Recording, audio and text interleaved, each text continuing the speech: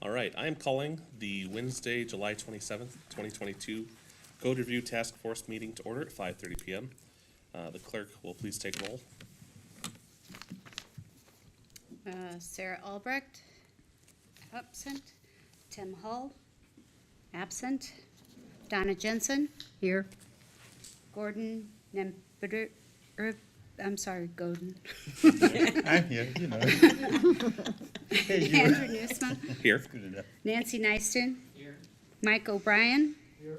Josh Walls, absent. Shelley Ward. Here. All right, we do have a quorum. Members of the public may attend in person or participate online at zoom.us/join. Meeting ID 864-3081-3199. Once you log into the meeting, please use the chat feature. Tell the moderator if you wish to speak to an item. More information is available in the agenda packet on the city website. Now on to the agenda. The first item is the adoption of the agenda. City Clerk, does staff have any changes to the agenda? Nothing from staff. All right, do any task force members have changes? All right, I'm curious, I know that we had the recent legislation change where THC edibles were approved. Has the city council taken any action, or is there any pending regulation status on that? Yes, actually, the city council has not taken any action on that, and the staff is currently put together a committee that is looking into potential regulation of that, and yes, that would be part of this chapter, or Okay. of this title, if that does move forward. Okay. We are looking at best practices models, waiting for the League of Minnesota Cities, and just gathering information from other cities. Okay, if you had to estimate when we might take up that matter in this body, when would you think that might be? It's really hard to say at this point. What I can tell you is we've tentatively set a date to come before the council with an update on where we're at in this process for September 13th. All right, excellent. Well, I look forward to reading more about that. Thank you. May I have a motion to adopt the agenda? Make a motion to adopt. All right, and a second? Second. Moved by Donna, seconded by Shelley. To adopt the agenda, all those in favor, please say aye and raise your hand. Aye? Aye. All right, the motion carries. The second item of business is approval of the minutes of the June 29th meeting. Are there any corrections? Staff? Nothing from staff. Task force members? May I have a motion to approve the minutes? Motion to approve? All right. Moved by Donna, seconded by Shelley to approve the minutes. All those in favor, please say aye and raise your hand. Aye? Aye. Motion carries. Review of outstanding items. City staff, are there any outstanding items? I can report that Eric Cameron, he's been missing for the past few meetings, has officially resigned. So this task force is now down to a 10-member. We still require a 6 members for our quorum. Okay. Thank you.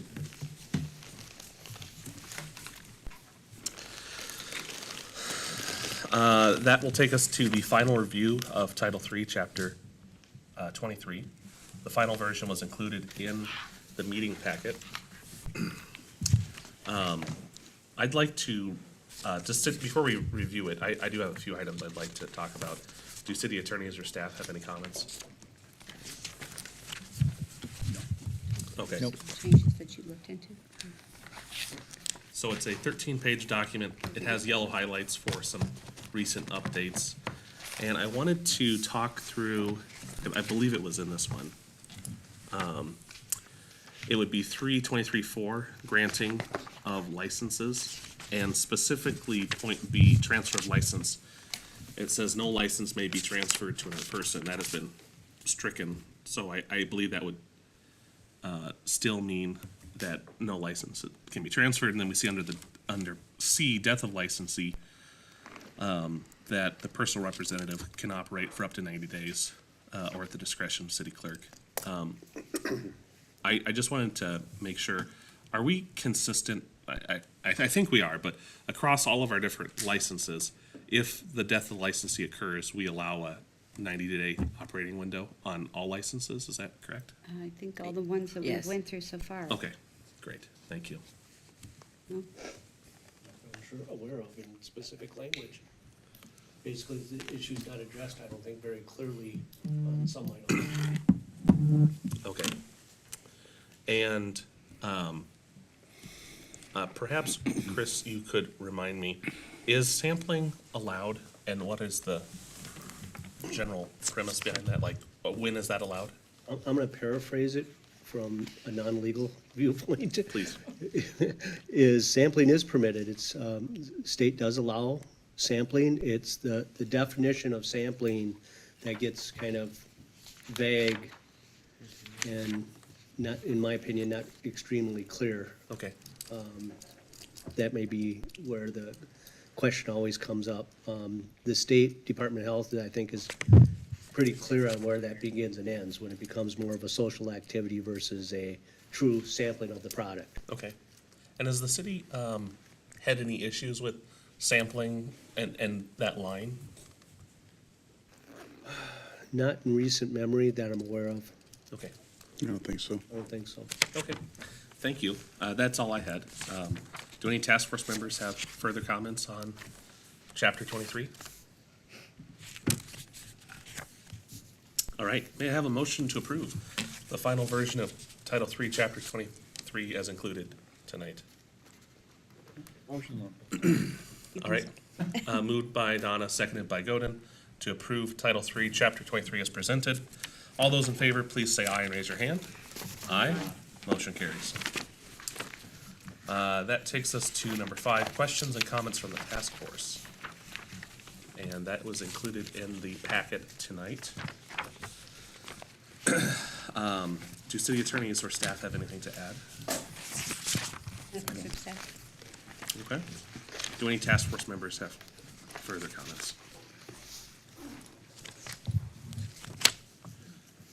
Nancy? Just in general, I'm, apologize I was not able to submit any questions or issues when we were supposed to. So I'm sorry, but I might have some questions that should have been submitted, but I'll do them verbally tonight. Thank you. I don't know if people have had a chance to review the questions and comments packet. We did get a couple submissions. One person commented on chapters 24 through 25. And I will read their comments aloud. This is submitted by a Burnsville taxpayer and law follower. Burnsville has been slowly going ghetto over the last 2 decades. We used to have strict code enforcement, but then everything went lax, and this is not acceptable. For what it's worth, we do not recommend living in Burnsville to others. And the same is 100% true of many of our tax-paying, law-abiding neighbors. These city codes are part of the reason why. The city does not need any more of these business types or the trouble they bring. The city needs to tighten the code and just say no. Abolish these business types unless you set expectations that rules may not be broken or bent. We will continue to have problems. Also stop with the Section 8 and new apartment buildings already. Too many problems there. According to the facts and the police reports, we already have a disproportionate share compared to our neighboring suburbs. Thank you, Burnsville taxpayer and law follower. And then another comment from a person who lives and works in Burnsville, submitted by a resident. They said, keep the pawnbrokers that we have and don't allow any more. I only know one of the 2 who has contributed time, money, and happiness to the community. Keep the secondhand goods stores we have and do not expand this, as we want to create a place in Burnsville as a destination city with a concentration on attracting visitors to spend their money. Precious metal dealers, I can only think of one. Asset marketing, not sure. We need more though, as I don't know the demand that collectors have. We barely keep jewelry stores. Absolutely no sexually oriented businesses. We are supposed to be a community of family. We don't need a red light district in Burnsville. Those were 2 submitted comments from the public. And that will take us into the next section. Make sure I didn't skip anything. Yeah, reviewing of. I think I have in my notes review chapter 23. Oh, it Twice. should be 24 through 25. Okay, and number perfect. 6. Thank you. So that'll take us to our review of chapter 24 and 25. We have it here. Kind of what our practice has been is to go through kind of page by page, have informed discussion. We do have a subject matter expert with us, Detective Pat Gilligan, is that correct? All right, thank you for being with us tonight. Before we jump in, I'd like to ask you, is it all right if I call you Pat? Yep, that's fine. Do you have anything that you'd like to share with us, just from your position and being involved with enforcing pawn shops? I guess I don't know exactly what, do you have more specifically what? Sure. Well, we have a couple of people that think that we're turning into a den of thieves, more or less. Okay. Can you comment on the nature of property crimes related to pawnbrokers? Is it pretty common? Do we devote a lot of resources to it? Well, we have two detectives that, our job is to oversee the pawn system. We use a monitoring system called Leads Online, which basically when anybody sells or pawns an item in our city at one of these registered pawn shops, they collect a variety of information from them. And the reason why they're doing that, you know, should be no surprise, is that a lot of times stolen property pops up in the pawn shops and these secondhand stores. And not just our department, but departments from all over the state, and also from out of state. We get out of state stuff that pops up in pawn shops elsewhere, and vice versa. And so it's a huge tool for us to try to reconnect people with their stolen property and hold people accountable and get people charged that are doing bad things. So and it does. I mean, it we have two detectives that are assigned to oversee this system and to oversee these properties, because it's a weekly stuff, you know, something's happening every week on that system, so. Is it like a full-time, is it like that's all that you're able to do is focus on pawn shops, or? No, I mean, it's just one of my Gotcha. very many things that I have to do, Okay. so, right. Thank you. Godin? Have you seen any problems such as described in those letters, that stolen property brought into shop and all that? Is that a real problem or just somebody's imagination?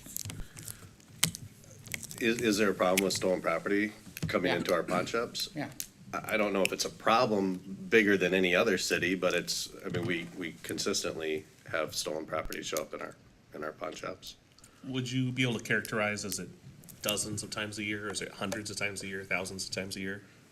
I guess I didn't pull any stats before coming here, how many confiscations we do. And it's not just, even though I kind of oversee it, along with the help of another detective that couldn't be here tonight, but all of our officers and sergeants and stuff have access to this system and monitor it for, you know, if let's just say a cop takes a report of a car got broken into or a house got burglarized and all these items got stolen, they often will check the system to see if any of those matching items are showing up either by description or serial numbers, and we try to get that property back and confiscated from these shops.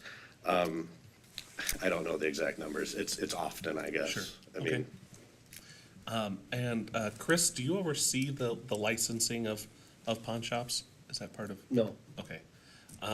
So, does anyone know, do we often have code enforcement issues with pawnbrokers or secondhand good dealers? Rarely. Okay. I can't even think of one. Okay. Well, we have, Mr. Chair, there have been a few instances where a secondhand goods dealer or business did not think that they were required to obtain a license. But I believe all those matters have been resolved and licenses have been issued where appropriate. And when we refer to the section by just one business of pawnbrokers, we're really talking about both pawnbrokers and secondhand goods dealers and precious metal dealers. We may refer to it in shorthand just by the lead business, but all of them, the essential aspect of the regulation is that they accept materials, personal property items from people that have purchased them from other businesses and then are bringing them in for sale or a pawn transaction. And the purpose of our registration and regulation is to try to ensure that that is a valid transaction and does not involve stolen property. But that initiative applies equally to the pawnbroker, the secondhand good dealer or the precious metal dealer, even though when we're talking about it among ourselves, rather than listing all 3 or 4 or 5 types of businesses or the subsets of those businesses, we may just say pawnbrokers, or we may just say secondhand goods dealers. We're talking about the entire universe most of the time when we're talking about it. Okay. I mean, obviously, the pawnbroker has the additional pawn transaction that's unique, but consignment shops and other variants are also covered by this. Okay. So if people are listening about this, we don't mean to, when we're saying that, we're singling out just a pawnbroker or just a second. The regulation is for all of them that meet the categories that we have in the city ordinance. Okay, thank you. And then just a clarification that I was, oh, sorry, Nancy. Question, I never saw the words, I don't think consignment shops, but I wondered if they were different since the shop doesn't take actual ownership of the items? So I was wondering how they fit in. They would be covered, Nancy, if they have their transaction of the specified goods that were identified in the code. The current code identifies electronics, power tools, and those items as being in the definition, but the city code does not do clothes, for instance, All right. or sporting goods equipments or exercise equipment. So if there was a consignment shop that limited itself just to slightly used clothing, for instance, we would not regulate them under our current code. Okay. And Okay. is that like the antiques place that has, obviously used because they're antiques, but they're owned by dealers, kind of thing? It feels like consignment to me. They may have another legal term for it. Yeah, I mean, some of generally speaking, there's enough of that transaction in that establishment that they are licensed, All right, thanks. Okay. in my recollection anyway. Would a store like Goodwill be required to be licensed under this title? I think they're exempt under the current, and this is on page 7, so a little cart before the horse here, but they're exempt under C, 324.3C. Okay. I think we may need to tighten that definition up a little bit, but that's the point of it, is to exempt them. Okay, Um, we should, oh, I see that comment is there. Okay, well, I'm sorry, I'm a bit ahead then. No, that's okay, and also in the spirit of being ahead, Joel was talking about consignment shops and antique dealers, and right now we have strike-throughs through some of those, so I know there was comments about putting those definitions back, but the definitions would have to go back before we would be covering them again, so just to be clear. All right, well, let's just dive in. We'll start with page 1. And the majority of the conversation on page 1 is whether or not the definition should be removed. I believe that several people, myself included, would like to see them retained. Does anyone feel strongly about removing the definitions? Shelley? I can't say I have a feeling about it in particular, but I do have a question as to why we would retain those definitions if they're not referenced or specifically utilized in the code. My personal opinion is that some of them are referenced, but maybe I am mistaken in that. Just a point of clarification, if you look at, Mr. Chair, one of the reasons some of them are in there is because they're listed under other definitions, like secondhand goods.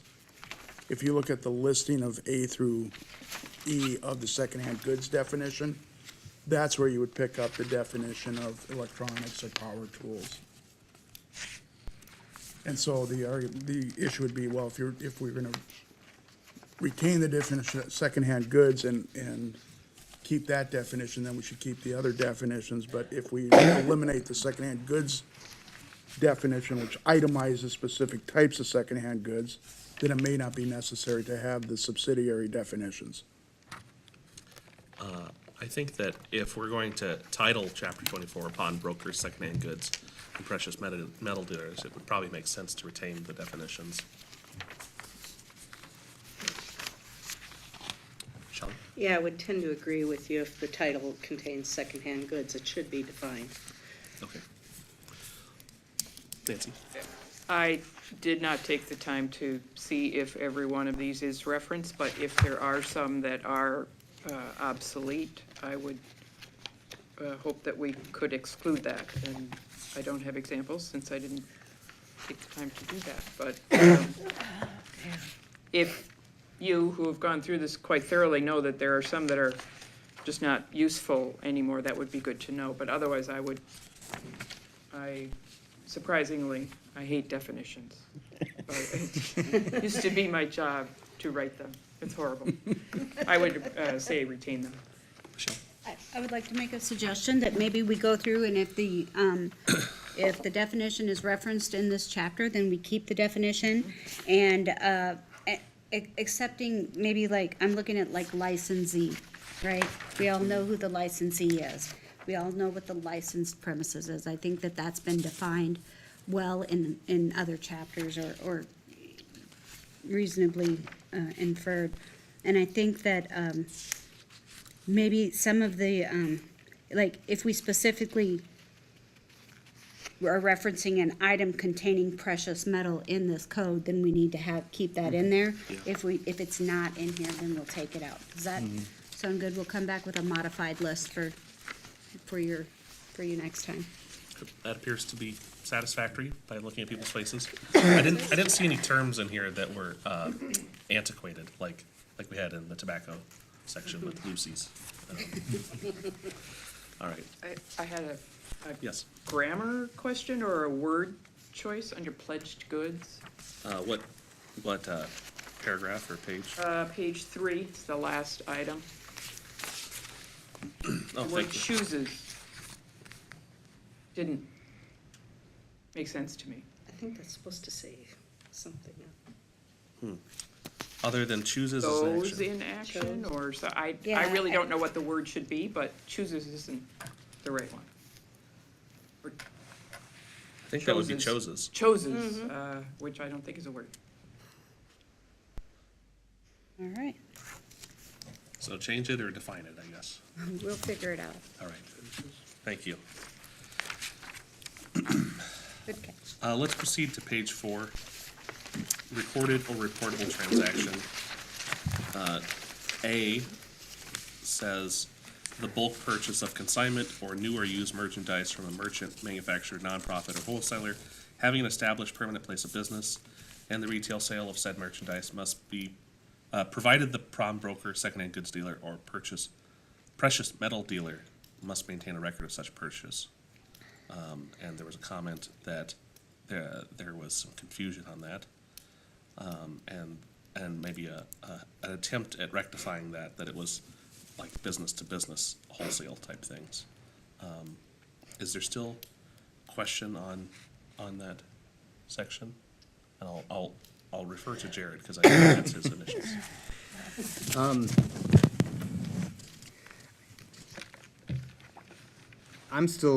I think this can be reworded. Pat, I think your comment is that it applies to bigger pawn shops, but I think this is accepting them. Right, not, they don't have to report. Yeah, I mean, I was kind of confused by reading it too, to be honest, but, I thought at first maybe it was like, yeah, if they're buying like bulk items to then sell in their establishments, but then also maybe it has something to do with the, like it mentions to the, I'm trying to see here, the nonprofit or something, like it kind of refers back to like Goodwill or some of those shops kind of situation. So this section as a whole, it says transactions conducted by the pawnbroker, or, and I'll abbreviate here, in which a secondhand good, as defined in the section, are received through pawn purchase or consignment, except.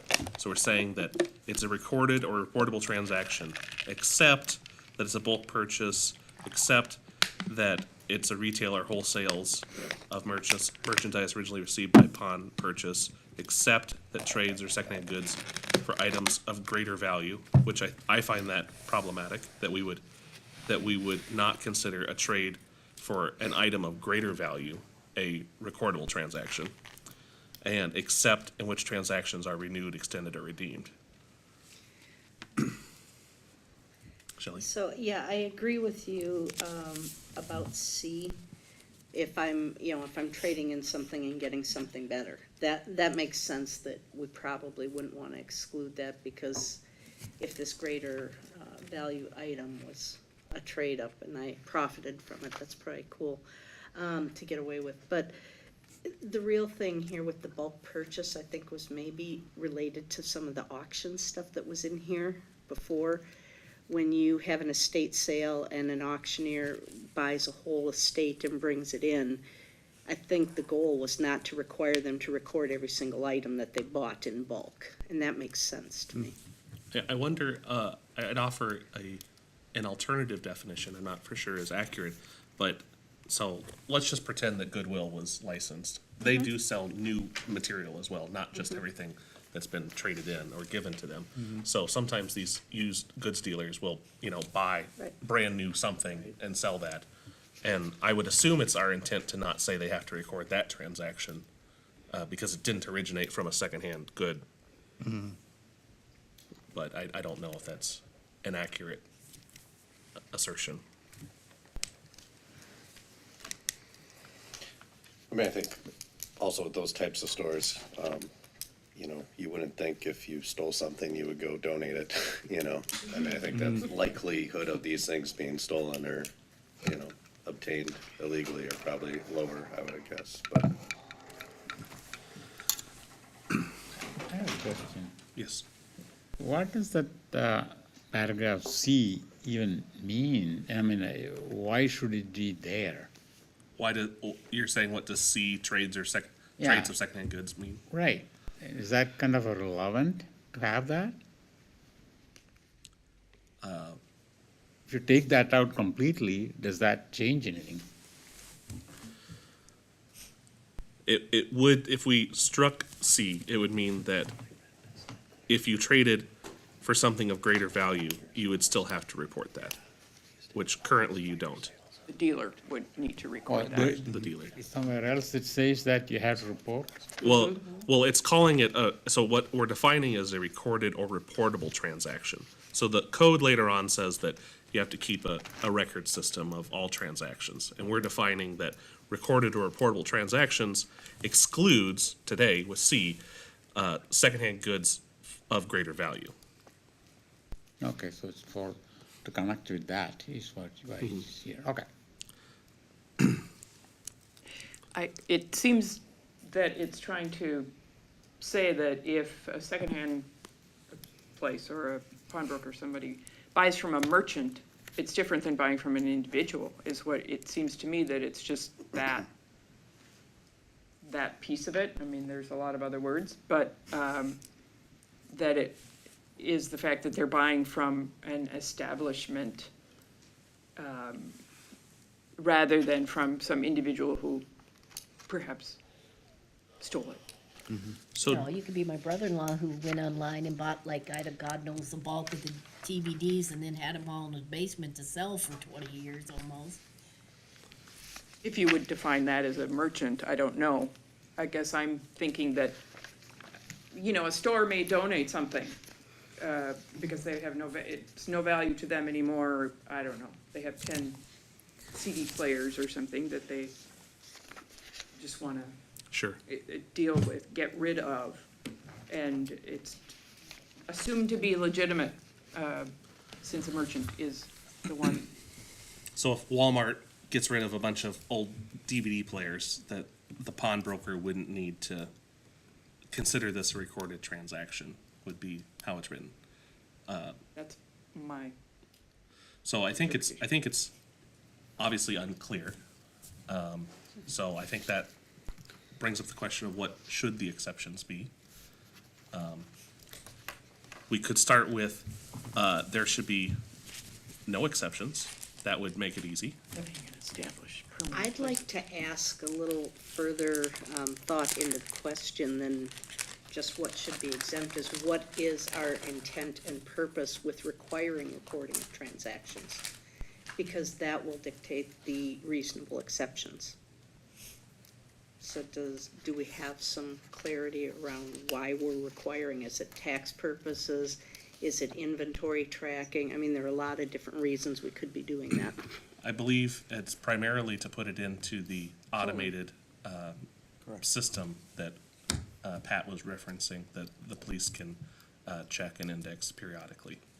It's for Stolen stolen goods. goods, pretty much exclusively, isn't it? Yep. So if I'm buying in bulk, I should still be held accountable for buying stolen goods, even if I happen to buy a lot of them at once. I think that Is sounds what- reasonable to me. But, you know, It depends where you're buying it from. The definition goes on to clarify. Right. It's from, it's another merchant-to-merchant transaction. But, if you were buying it from a guy on the street corner, 1,000 DVDs, and then you go take it to a pawn or secondhand goods dealer, and they're buying it from an individual, that's what they would check, have it as a recordable transaction with the details, and then that would allow Detective Gilligan and others to run that to see whether or not there's been a report of a theft somewhere in the nation regarding those items. but if I bought them from Andrew's Pawn Shop as another pawnbroker here, wouldn't you want to be able to trace that transaction back to who originally bought the stolen property and understand the travel path? I mean, it could potentially happen, but the merchant-to-merchant transfers usually are such that if we get, the first time it goes into the system is checked, and then if that secondhand goods store brings it to a pawnbroker, it's already been checked to see if it was stolen. So the idea is to get it into the system or have it checked one time. And so if the consignment shop that sells high ends changes their inventory after 90 days and then takes it to a low retailer, we don't check those.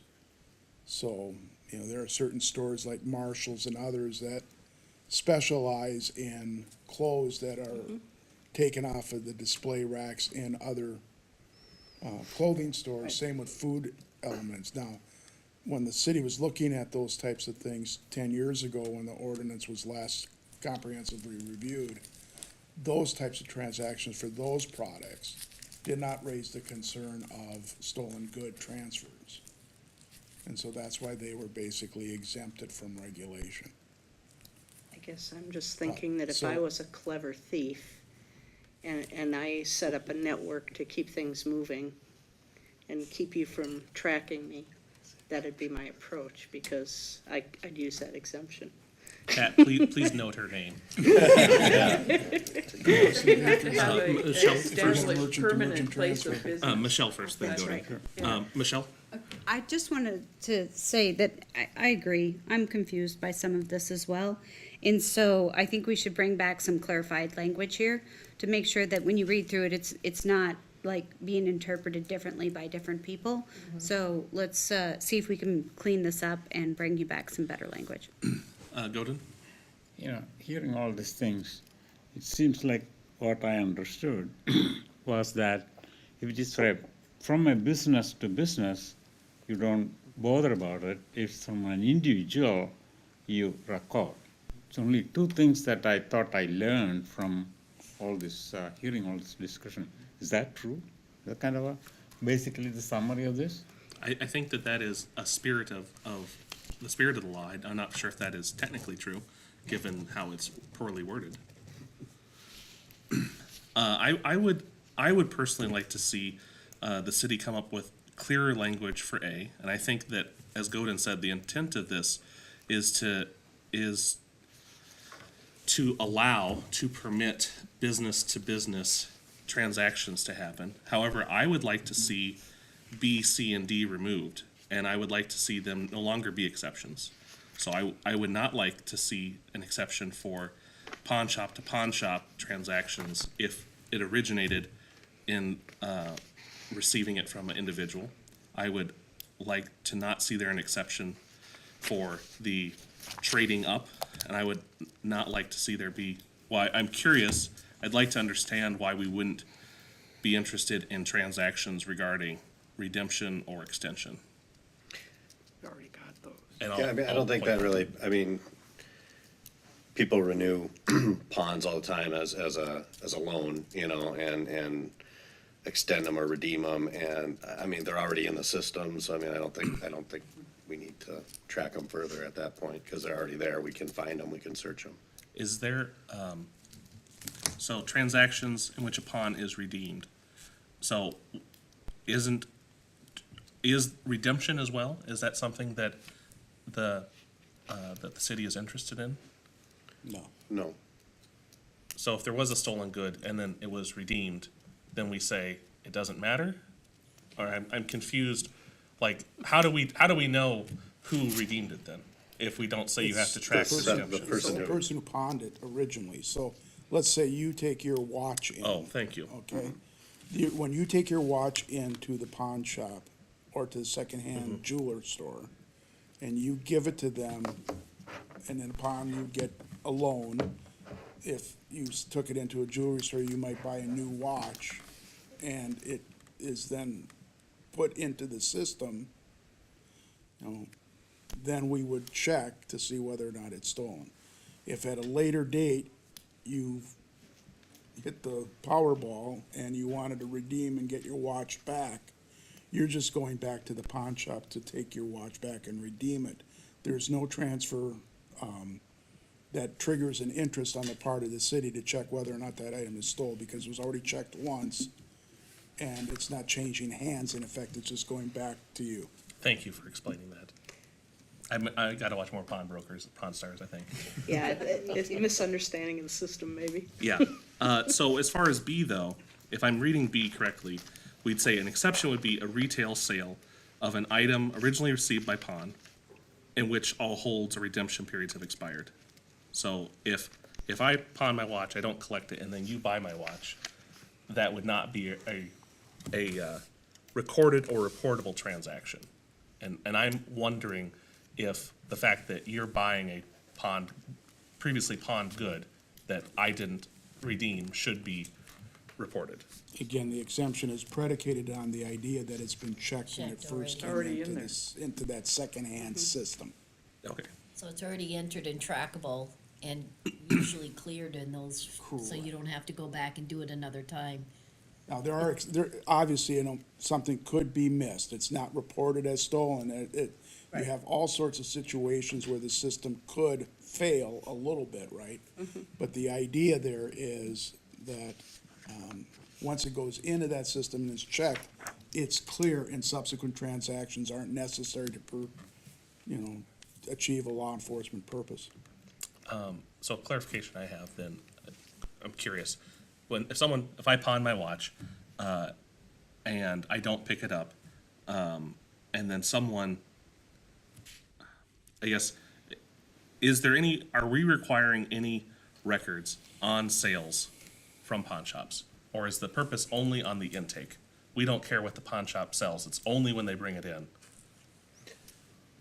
I mean, I guess so, a lot of times people will pawn it to the pawn shop, not sell it to the pawn shop, because they think it raises less flags, you know, as being potential stolen property, and then they leave it there, and then the pawn shop ends up ultimately selling it. It doesn't happen often, but in those circumstances, I have gone to the pawn shop and say, I need to know who you sold this to, and I ask them, there's not a back end for them to enter in who they sell stuff to after the fact. I think it would be impossible to require them to do that. It would be a lot of work. And so I guess we work with our pawn shops at that time to say like, hey, this is stolen. We found out after you had already sold it to somebody. Can you tell me who you sold it to? And then sometimes they have that information. Sometimes they don't have that information. It just kind of depends. So in your professional opinion, is that gap problematic or not often enough exploited to be an issue? I don't think it happens terribly often. Okay. This is what I see on my end. Michelle? I'm thinking back to the last time this chapter was discussed, and what I'm remembering is that there was a fee associated with each reportable transaction. Is that still the case, Pat? Yeah, I don't know what those fees are off the top of my head, but they're, But there was like Yes. a dollar amount, so that is still the case. Yes.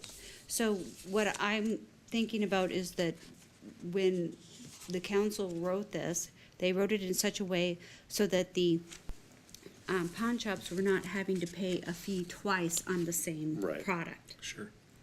And so that then makes a lot more sense of why they have some of these exemptions in there, where, so because it's the same product and they have to pay the fee on the same object more than once, it becomes less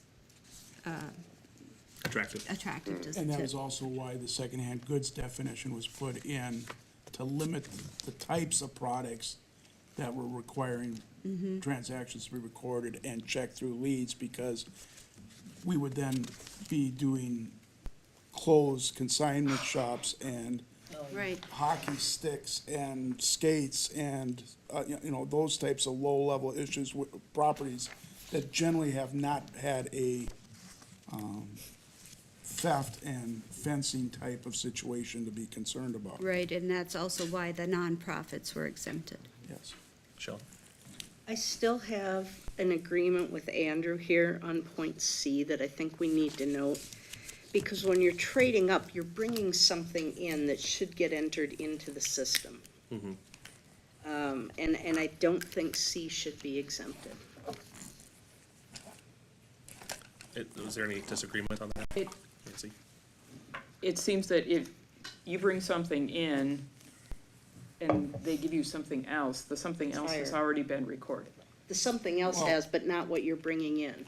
I mean, the question would be if it's a trade up at Best Buy, bring in your old Apple iPad and we'll give you the new model. That's a trade up Right. and exempt. Now, I'm not sure to what extent or why the exception is there. I can't recall off the top of my head if that was the fact situation that was, well, the number of times that someone brings an item in that's stolen and uses it as trade-up material, I don't know what the history was, so. I believe that this language is ambiguous because trades of secondhand goods of greater value is not saying, to me, it's not clear, is what I'm bringing of greater value or what am I receiving of greater value? So that would pretty much mean every trade. But I don't think that's clear in the language. I'd like to see stricken.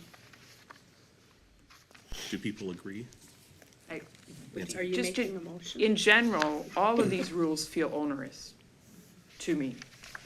Yes. It feels like there is an assumption that every transaction at a pawn shop is an illegal thing, and I don't think that's probably the case in it.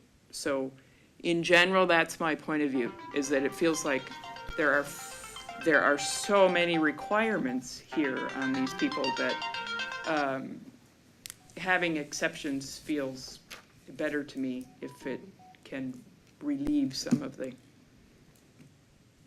work that we're making them go through. Shelley?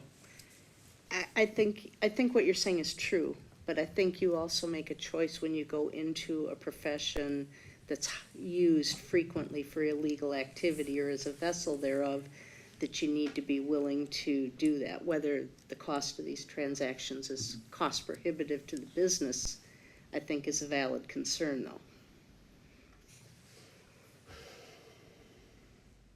I would move that let me make a formal motion, that we strike C from the language. I'll second. Okay. We can have formal discussion now. If anyone would like to make a point, otherwise we can move to a vote. All right, so the movement on the table is to delete sentence C, trades of secondhand goods for items of greater value, which is currently an exception. It was moved by me, seconded by Shelley. All those in favor, raise your hands, signify with aye. Aye. Aye. All those opposed? Nay. All right, the ayes have it. And I think we're still looking for, thank you everyone for clarifying. I think we're still looking for clarification on A. Yes, we will come back with some. I think a rule of thumb is if it confused the lawyer it's too confusing for the rest of us, mere mortals. I can do some research from when this language was written to see if there was any explanation behind that. Thank you. Let's proceed to page 6. This is the license required, and there are some comments that some of these things are undefined, or another comment does, and this is in A, does a precious metal transaction involve a secondhand goods? Secondhand good transaction involving a secondhand goods is redundant, yeah.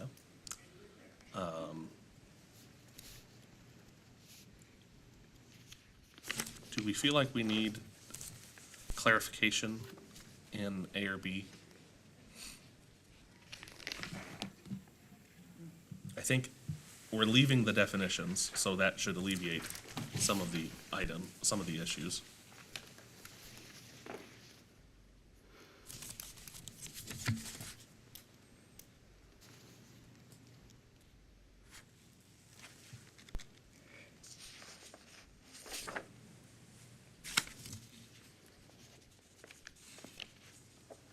Does item C now become a repetition of the subset under reportable transactions? So we're Or saying are we- license required, C, persons who are residents, tax exempt, yada, yada, yada. You're saying, is that also an exception under the reported or reportable transaction? All right, I get it now. We're doing it twice, one about recording transactions and one about whether you License. need a license or not. Got Yes, it. so if you had a license, you would need to record your transactions. So I think that there's a comment here, we're going to page 7, and now we're back to where we were previously about goodwill. The council last review of this license, they agreed to exempt goodwill and other nonprofit thrift stores. So I think the language would need to be updated because goodwill is certainly violating point 3 because they have sales more than 4 times a year. They operate continually.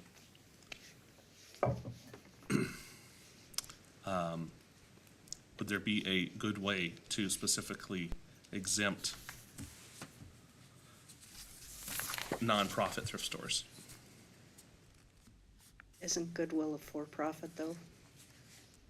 You know, I think you're actually right about that. They aren't a registered nonprofit, Yeah, I they're don't not a believe. 501. Do they have a license? I will assume that it's the council's, we don't have a council member here present, but if someone here wrote Goodwill. I think they probably mean both for-profit and not-for-profit thrift stores. And I think the clarifying point is that the types of goods they're dealing with, they're not dealing with fine precious metals, they're not dealing with firearms. They're dealing in donated items, would be, to me, Yeah. what the difference is, rather Right. than Transactional, for monetary. giving people money for you're donating the goods. Unique, I know sells for Big Brother, Big Sister somehow, I don't know the actual connection, but it's all donated items, so. Do you- I think that's a good Distinction. definition to throw in there is reselling donated items. Chair, if I may? Yes. I think this paragraph C, just a couple comments. One, I think it's trying to do two different things. I think we're interpreting it writ large as applying to Goodwill and Unique and all these other businesses. I don't think it necessarily is doing that right now, but I think it's a reasonable exemption. And then it seems to be really targeted toward, kind of garage sales or limited sales. Right. Also, a legitimate exemption. So I think if we want to do both, we need to make that clear and separate them out. And then I don't think it is even written as an exemption right now. For Goodwill specifically, you mean? Well, I mean, it just the way the language is, and correct me if I'm wrong, we have license required. A and B talks about groups that businesses where a license might be required, and this just says They conduct they occasional conduct sales. businesses. It doesn't say, it's confusing, so if we Where, wanna where make all it. four, where all the following are present. So if you meet all four of those, then, So it's a matter of cleaning it up to include those guys in it to that, because you also have to address a person that has that perpetual yard sale. That was an occasional, and now it's become for occasional for the next 4 months. So that's something they do still need to address, so those would be two things to, Nuisance garage sales? Chair, Yes. it does see, 'cause that's why, in number 3. yep, that's why It it's in does say there. no more than 4 sales events being held within a 12-month period. So it'd be nice to put in there for the Goodwills, the ones that are donated, that they're exempt from that. Okay. To clarify the language so that you have, yeah, I think that I'd like to see different language for C altogether, I would too. because it's being very inverted in its logic. And I think that we should just say that, that persons who meet the criteria are exempt from needing a license. Yep. And then I think that we should inject a new main paragraph, E, I guess, and specifically say that registered businesses that are thrift stores, I guess, not dealing in, and I think we probably need to enumerate, not dealing in fine metals or firearms. I wouldn't even use the word thrift stores necessarily. Okay. I'd say resellers of donated goods or something to that effect. Yep. And reference that they're doing sales based on donated goods. Yep, I wrote that down exactly as you said it. So Because I is, don't think if they happen to get a power tool, which I don't know if they even accepted. They do. That came out of my garage, that they should have to be licensed and tracked and recorded like a pawnbroker. It's a donated item as part of whatever I'm donating personally. I wouldn't want to subject them to registration requirements. Make sense? sure, I think that, Okay. I think that's reasonable. Because that's, I would imagine, I'll defer to Pat, but that's the opportunity for crime, is when you can profit from it. And I don't know, unless that sweet 25% off coupon is enough motivation. Maybe I'll go in there and trade up and get something else. Okay.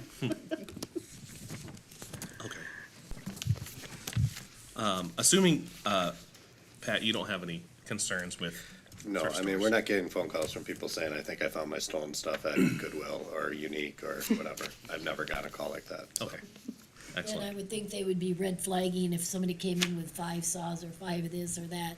Y'all would be getting that call anyway.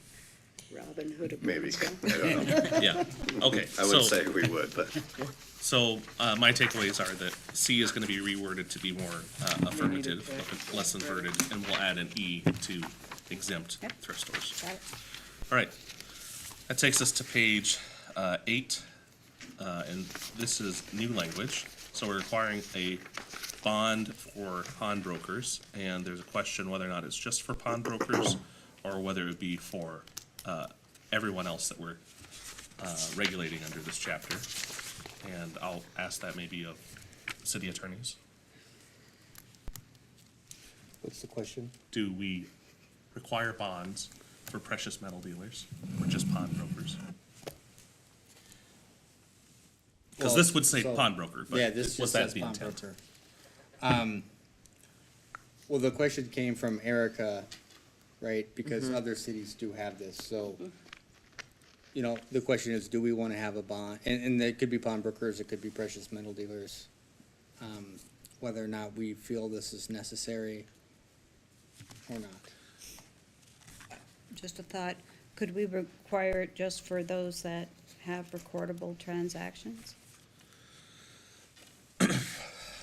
That's interesting. Oh, they all do? Okay, never mind. I Yes. thought maybe well, now that we're differentiating some of the other things, maybe it's not necessary to say. Oh, the licensed ones, yeah. So maybe someone could help me understand. I know, like, if I hire a craftsman, they're sometimes bonded because they might break something. But why are pawnbrokers bonded? And what's the need for that? And, It's and, about under what paying. case would they have to surrender their bond? Because if a guy breaks my window, he's gonna have to pay, and ultimately it might come out of that surety. I think it's designed to, have a mechanism by which if they're, engaged in stolen goods, to provide some recourse for that person whose goods have been gone through their business. Now the efficacy of that, and whether or not it provides, a legitimate way to go after their bond and get paid, I think is an open question. I don't know, Joel, do you have any thoughts on other So- cities that have had, do that? In that case, I'd have to sue the city for allowing a irresponsible pawnbroker, and the city would pay out the claim based on that surety, if it's made in favor of the city. No, I mean, No. the sureties, the bond is to secure a damage to a person that, from the pawnbroker not complying with the requirements. Right, but whenever you get bonds tied to a city license, they're in favor of the city.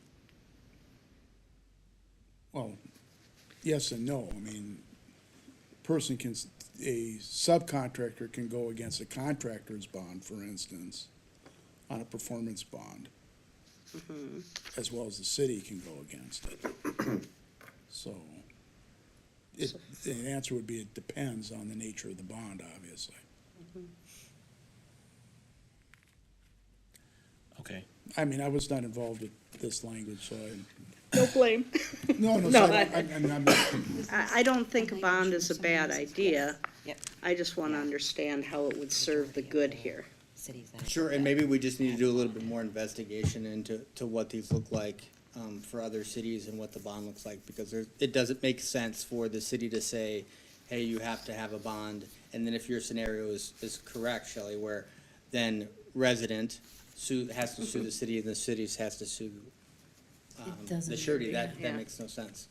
Sure. So, but if it does provide a reasonable mechanism and has some utility, then it may be worth thinking about. So maybe we should just do a little bit more research on that, or Erica, I don't know if you've had any conversations with anyone, not to put you on the spot. No, just when I was researching other cities, the majority of them had this bond language, and that's, and then I brought it up to you, because that was just one oddity that I found between our code and with other cities' codes. So, So- a bond obviously is the surety protection, but it's also a discriminator, because if I don't have $10,000 to pay a bond, I can't, because I have to put the bond up, right? No, it's an insurance policy essentially. You don't put up the whole. But there is a premium. You buy it for $300 for a $10,000 bond or a $50,000 bond, or, it's an insurance policy, Oh, you're essentially. right, there is a cost.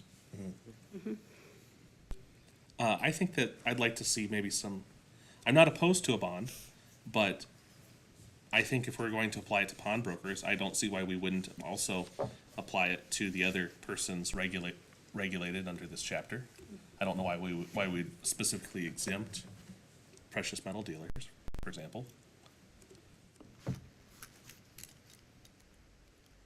I would also maybe say if the city can't come up with a good reason for the bond, don't have it. Maybe they That don't would need- be the first starting point. Yeah. Is the reason why and how does it work? Is it beneficial?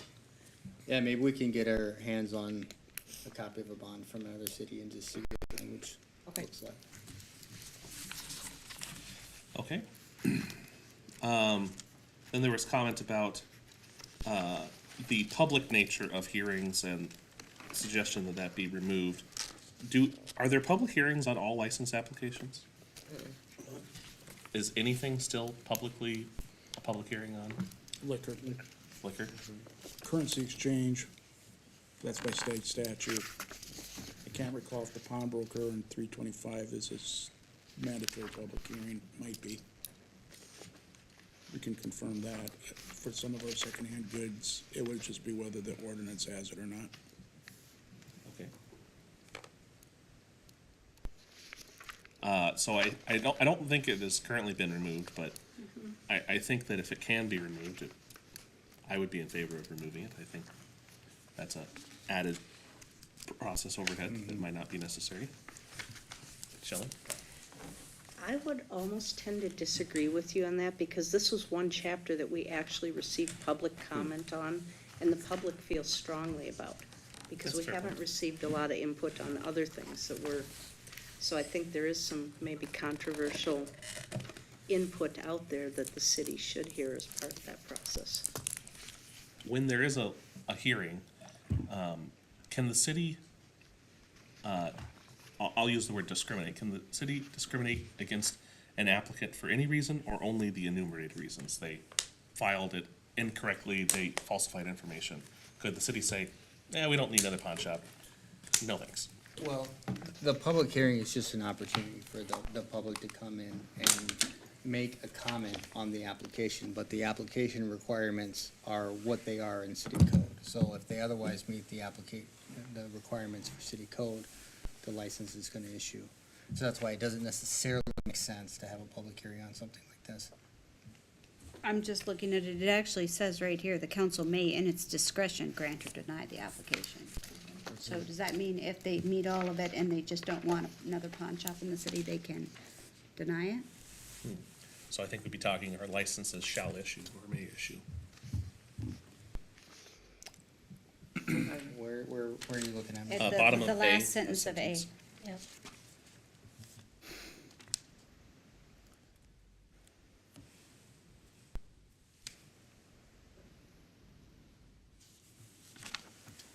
So page 8. Oh, yeah, okay.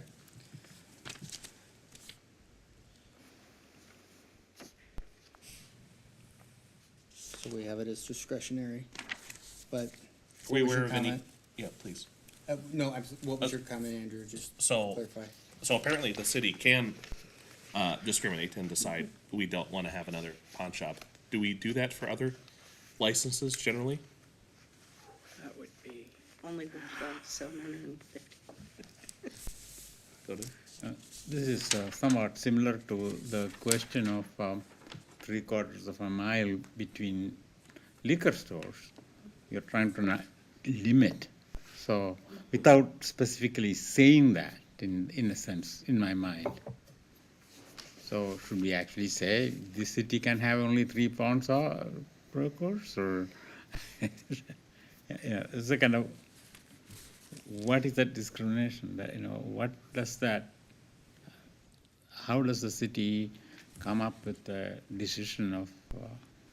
Right, to say Not- yes or no if they meet all the requirements, but say, no, we're not gonna grant the license. I think I'd like to see the last sentence removed. Well. Sheriff, if I may, I'm just trying to follow. There was 324-6B on denial, which addressed the reasons for denial, which kind of gets at Godin's point, and that's been moved.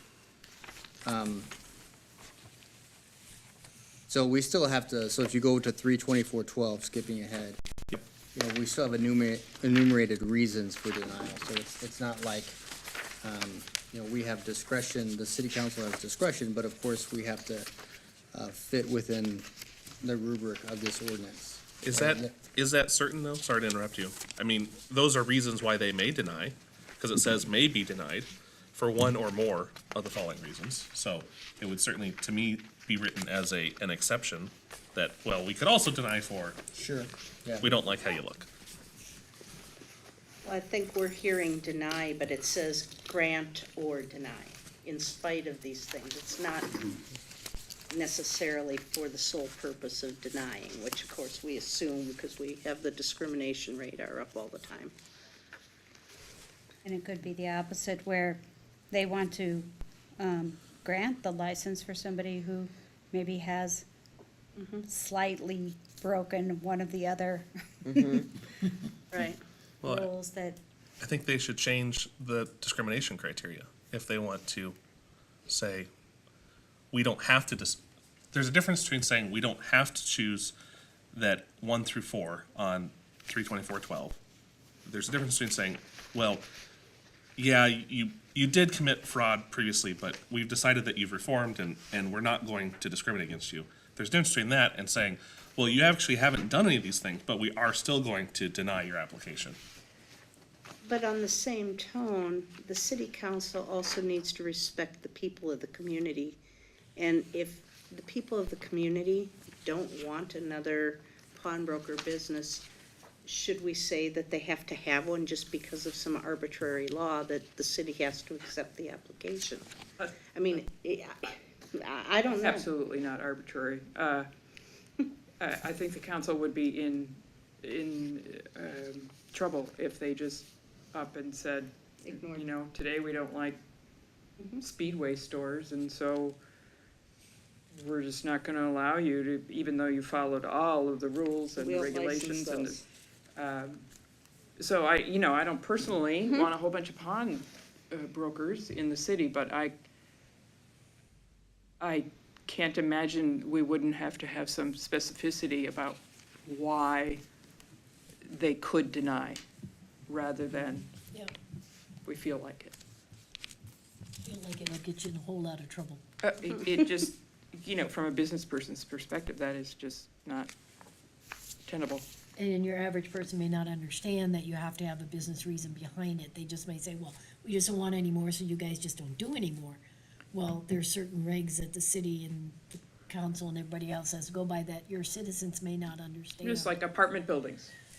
When I was on the planning commission, if an applicant met all of the requirements, we couldn't say, as citizens would want us to, we don't want more apartment buildings. We just don't like them. We think people are lousy who rent apartments.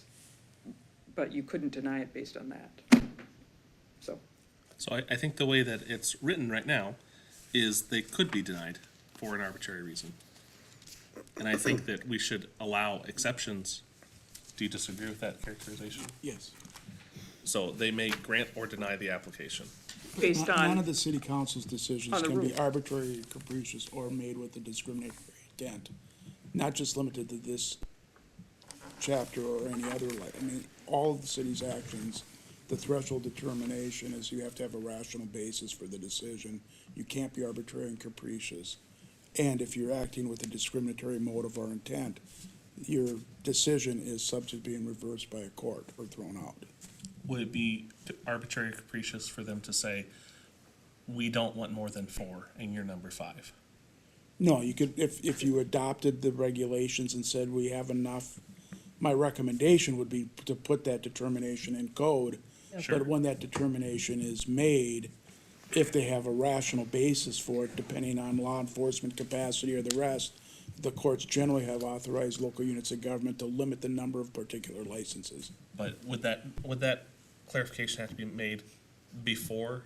I mean, can they just I mean, say, in order for it to be sustained, it would be best to have a study done, a foundation done, Right. and an analysis done. As you know, the THC legislation has, in effect, kicked the can to the local units of government to conduct that type of analysis and decision. Most of the ones they're looking at and want to put a moratorium or freeze it are doing exactly that, stopping it initially and then conducting the study to determine what limitations they want to adopt. That will provide a better foundational basis sure, under which a review in court can determine whether or not the council's action was rational and not arbitrary and capricious. If you just said no and didn't do anything else on that, you'd be at risk of having that decision reversed in court. so I agree that it's the city council's right to change the rules and say 4 is the limit and we have a reason for it. It's not just arbitrary and here's our justification. I think that they should enumerate that, which so far they have, and that's not in their enumeration. So would the city be able to deny for a reasoned, articulated, not capricious justification that isn't in points 1 through 4? Best I can say is maybe. Likely yes, depending on the fact situation, but no guarantee. And I would also say that most of the reasons you might deny are contained in 1 through 4. Correct. Sure. Those would be the better Yeah. ones. Sure. I mean, most things that are likely to come up are gonna fall within the ambit of 1 through 4. Correct. So, forgive my ignorance, but would it not be a reasoned idea to say that, to just simply remove the last sentence and not suggest that the city council may at its discretion deny the application, but simply just list the denial reasons as we have? Or am I removing some power that's necessary for the city council? I think you're reading potentially too be much, remo- it feels like you're reading too much into this I certainly might be. statement. That, the city council may grant or deny, if you wanna say deny based on section 32412, you could do that, but I'm I'm not, fine with that, I'm because not reading that it's the discretion sentence part. as saying they can bring, Just say yes or no Arbitrary. based on what Right, wind I direction assume- it's blowing. you know, they can grant it or deny it based on all the rules that we have in here, not, I think For any if we reason. take that out, we'd have to go back and review all the other places in code we didn't take that out. Because a lot of places it says, the city may in its discretion do X, Y, or Z. And we didn't condition it upon everything prior or post, or, I mean, it's a general statement, and I think assuming it has excessive permission that it doesn't is a misread maybe, or maybe I'm wrong.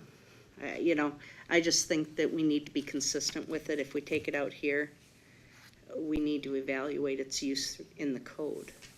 I think that's fair. The context is that after the hearing or hearings, they may, at their discretion, deny. So if we remove the hearing requirement, then I think, to me, that the picture that it paints is, at the hearing, we might decide we don't want this. And it's not capricious or arbitrary, but we might decide it's not something good. I'm wondering if that is a worthwhile thing to have in there. And maybe I'm sorry, and maybe I'm just way too focused on an unimportant detail. Well, as the city's attorney, my preference would be to allow the council to make that informed decision. There are 5 members of the council.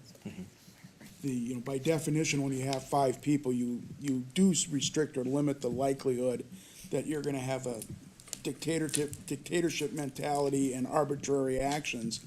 You will leaven that out just by the requirement of having 5 members discuss that.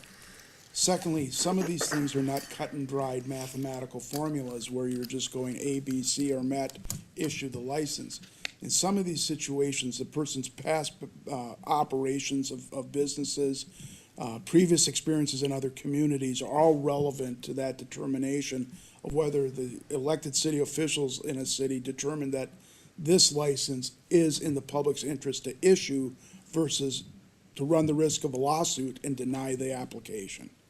So for my preference, I like providing language that indicates to a court that in some of these situations with occupation or business licenses, it's more than just a mathematic formula, but it is a way and balancing of multiple factors, and the council is exercising discretion in its decision whether or not a license should be issued. And particularly in the areas of gambling, liquor, pharmaceuticals, and those types of things, I think having that discretion is beneficial to not only the individual council, but the overall citizens of the community as well. Okay, thank you. No more soapbox. Michelle? I'm wondering if we can't alleviate that if we say, after the hearing, the city council may consider all relevant information to grant or deny the application. I personally am convinced by Joel that the discretion part is fine. So I'll just ask, do we want to maintain the public hearing requirement? I would say yes. Only because there's precedence for it historically, and I've never seen a notice of a public hearing on one. I think it's kind of a rare occasion that somebody would want to come into our city and do this, and people might be interested in that. Okay. Does anyone else have an opinion on keeping the requirement for public hearing? my sense is to not have it, but I don't feel strongly enough to argue about it. Is there any, very dumb question, but is there any issue? It says it shall conduct a public hearing. And what if they don't? I mean, is that a problem? Yeah.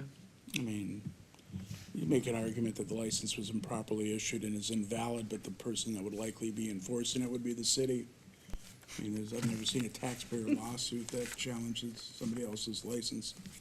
You know, if you had a competitor liquor establishment, potentially you could see one. Okay, well, thank you.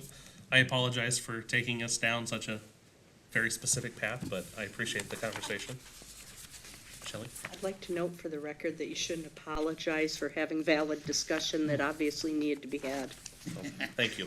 And regarding the hearing, we can check and see whether there's a statutory mandate and report back to the task force regarding that. Either I don't if it's believe there is. mandated, then obviously we have to. If there's a need for it, then that would make sense for it. I do know we do have a statutory provision for currency exchange hearings, which is the most useless public hearing that I personally am aware of, because no one has ever appeared at the currency exchange hearing, but it is a requirement that's in the statute, and the Department of Commerce does require us to do it. And so it's not on consent, but without the hearing, many of these decisions probably would be consent agenda items. I think Andrew and I are gonna start showing up at these currency hearings just for fun. Go to, A question, should the wording should be council shall or may? At their, may means at their. for the hearing part? At their, in the first sentence, hearing, council shall conduct. Should we impose on the council to do that, or council may if they so choose? I mean, I think if the ordinance is that, if you're gonna have the hearing, it should be shall. Okay, that's all. That's it. Yeah. Thank you. Okay. I think then we can proceed through 9 and then on to page 10. I'm gonna assume there's nothing on page 9 that we wanna discuss.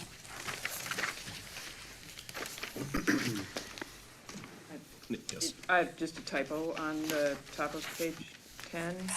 okay. The green, first green sentence. There's a comma that seems just stray. Yeah, between annual and investigation. Okay.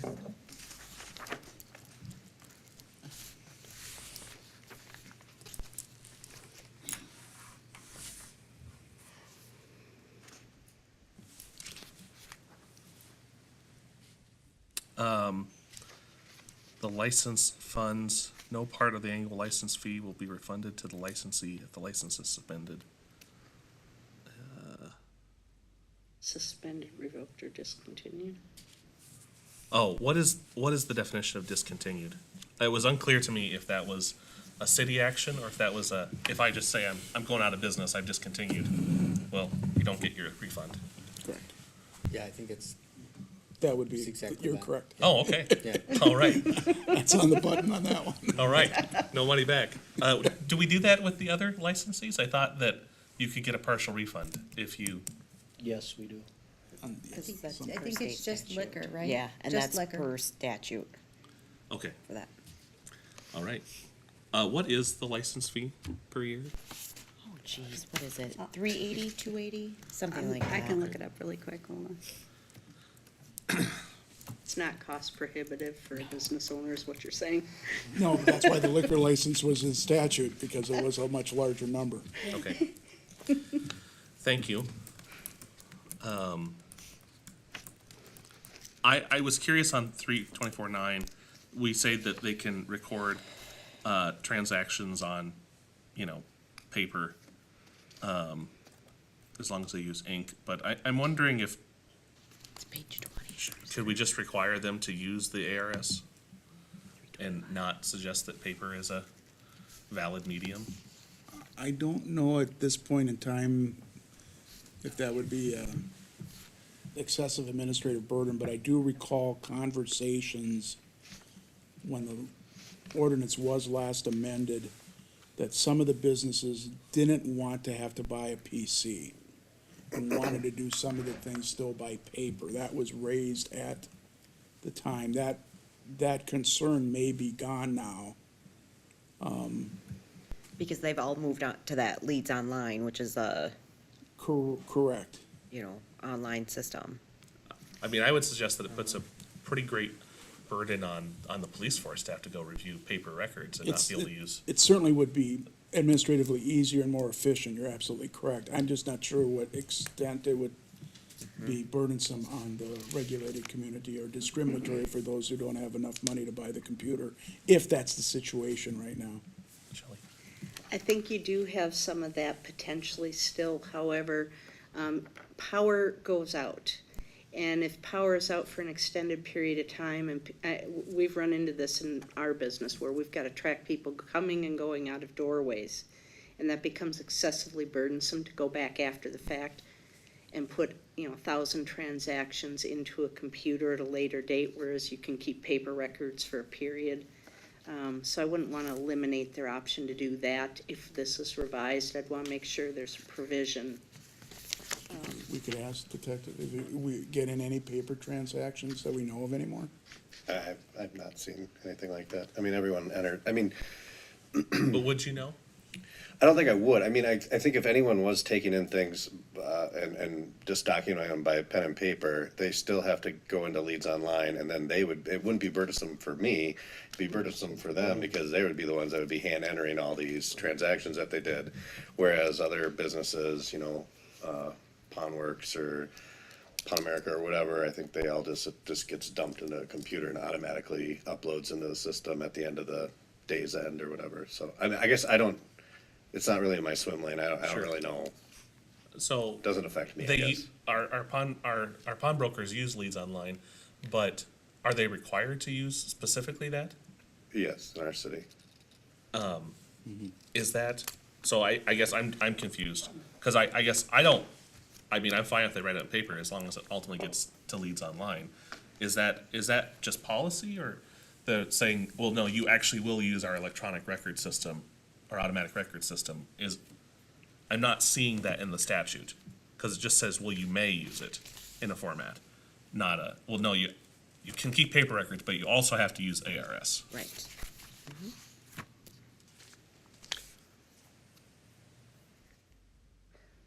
Wouldn't the paper records that are in a format compatible with ARS presumably be scanned into the system?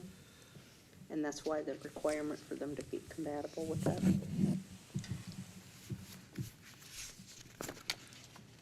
I don't know. Well, I just have a question about what this system is. Is it an internet site that people go to and there's a form they fill out? Is it an application? Is it some piece of software they have to buy? No, it's online based. I guess I don't know what it looks like on their end. I know what it looks like on my end, which is a website that it all funnels into and that we You end up access. basically with a database that you search by Right, description so I or- mean, probably don't need to get super deep in the weeds on how it all works, but I mean, like, so if anything is entered as stolen property and they have a unique identifier number, like a serial number, then that gets entered into a state computer or national computer, and then Leads Online, when these shops or brokers or pawn shops or whatever enter the stuff into the system, then it automatically is always running all those things, so I'll get an email notification that, oh, this stolen thing from Minneapolis showed up in the Burnsville pawn shop, and then it's a searchable database, so I can, you don't have a serial number for a necklace that your grandma gave you that has a unique ballerina on it, so we Yeah. can search items that, like yeah. ballerina, so I'm probably going further into it than you need to know. No, but- that's fine, I just, it would help me kind of to know if paper's okay as to what kind of a system, if everyone, it sounds like it's a national system. Yeah. I mean, So- it sounds like this seems kind of antiquated to me. I mean, I don't think anyone's doing, I mean, I think that the key phrase here is on forms or in a computerized record format. So it is lawful for them to submit it, just have it on paper. I think that, In which case you can't search it.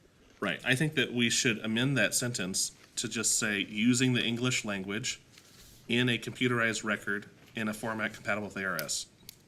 So remove the ink indelible medium on forms. Again, so if there's a complete loss of power, they they have to close the shop? Well, Maybe, maybe not, I don't know. they can still track it, but maybe I'm not being precise enough. If they wanna use paper forms, that's fine, but at the end of the day, everything has to come into ARS, and I don't believe that the way this is written today would require that. Because this is just saying, well, you wrote it down, so you don't But I also need to grant, put it into yeah, ARS. I think that's the key, is everything has to be entered into ARS, Yeah. regardless of how they take it in. Chair, if I may, I think it could even be a little shorter, so after using the English language, comma, in the ARS, comma, approved by the chief of police. Because if you go back and look at the ARS, the definition is a system that the city approves. Approved by the chief. Yeah, So you don't just say in the ARS, because you don't have to be redundant. So then cleaning up that paragraph to make it more up to date. I like that change. I do too. I don't believe that precludes them from taking it and writing it on paper temporarily before they put it in the ARS. Mr. Chair, I do have one other point, though. Since we already determined that the whole point is getting it into the system, I don't know that we would need to track this at the time of sale or redemption, just at the time of receipt. Interesting. Unless that's meant for, it's found out later on that it was stolen and you don't know until it's redeemed that it came back so that you have a tracing on it? Or if that's something that needs to be done. Don't know, we kind of determined earlier that it was a non-issue, so I would say if it's it's a a non-issue non-issue before, everywhere, it's a then it would- non-issue, or it's an issue and we need to include it. So it'd just be at time of receipt, based on our Right. prior conversation. Yep. Okay, Unless you have another opinion, and I don't know. I mean, if that's what we're doing right now, then it makes sense to conform the language to. okay. So then, we would say, for all transactions involving secondhand goods as defined by this chapter by licensee businesses, the license shall record at the time of receipt using the English language in the ARS. In a format compatible with it. No, I think that Jared suggested remove the format, just say in the ARS. Yes.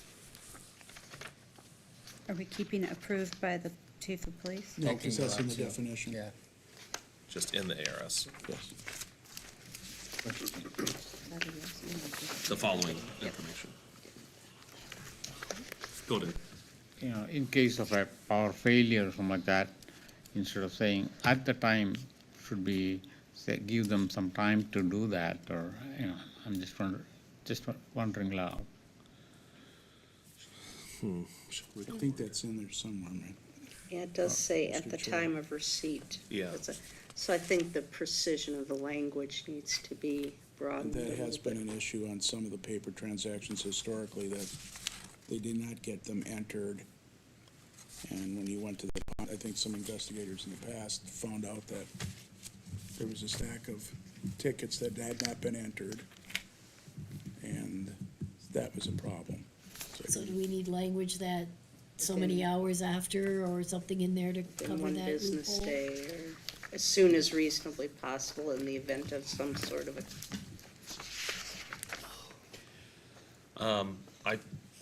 I'm curious what you think, Pat. I mean, I guess maybe, I never read it closely enough to see what their required time was to enter it into ARS or Leads Online or whatever, but I mean, my expectation would be at the end of the business day or the first, at opening hour the next day would be my, I'm sure it's in I there. feel like it should be in there, but I just don't know where it is off the top of my head.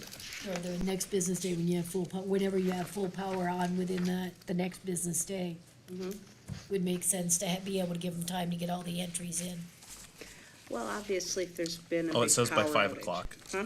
Oh, Where's it say? I think at page 12, is that method, license must provide the police department the, Daily, Yeah.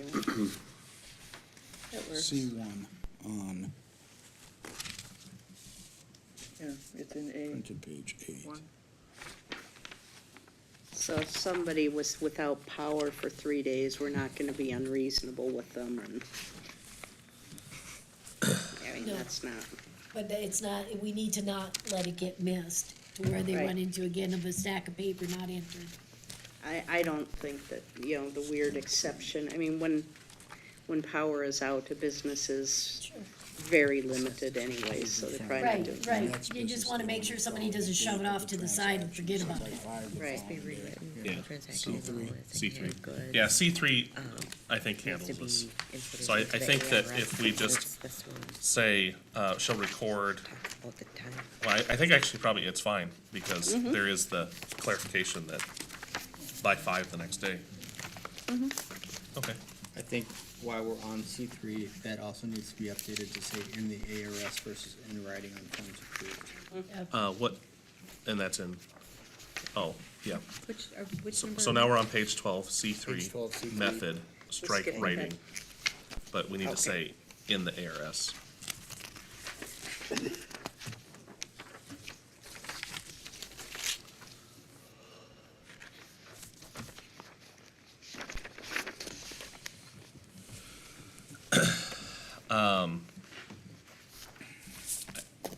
Can we move past that? Are we good? Okay.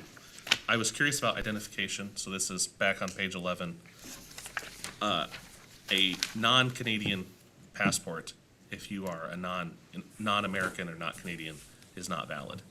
And I'm wondering is there a reason why we would exclude other passports? That is 5C, A5C on 11.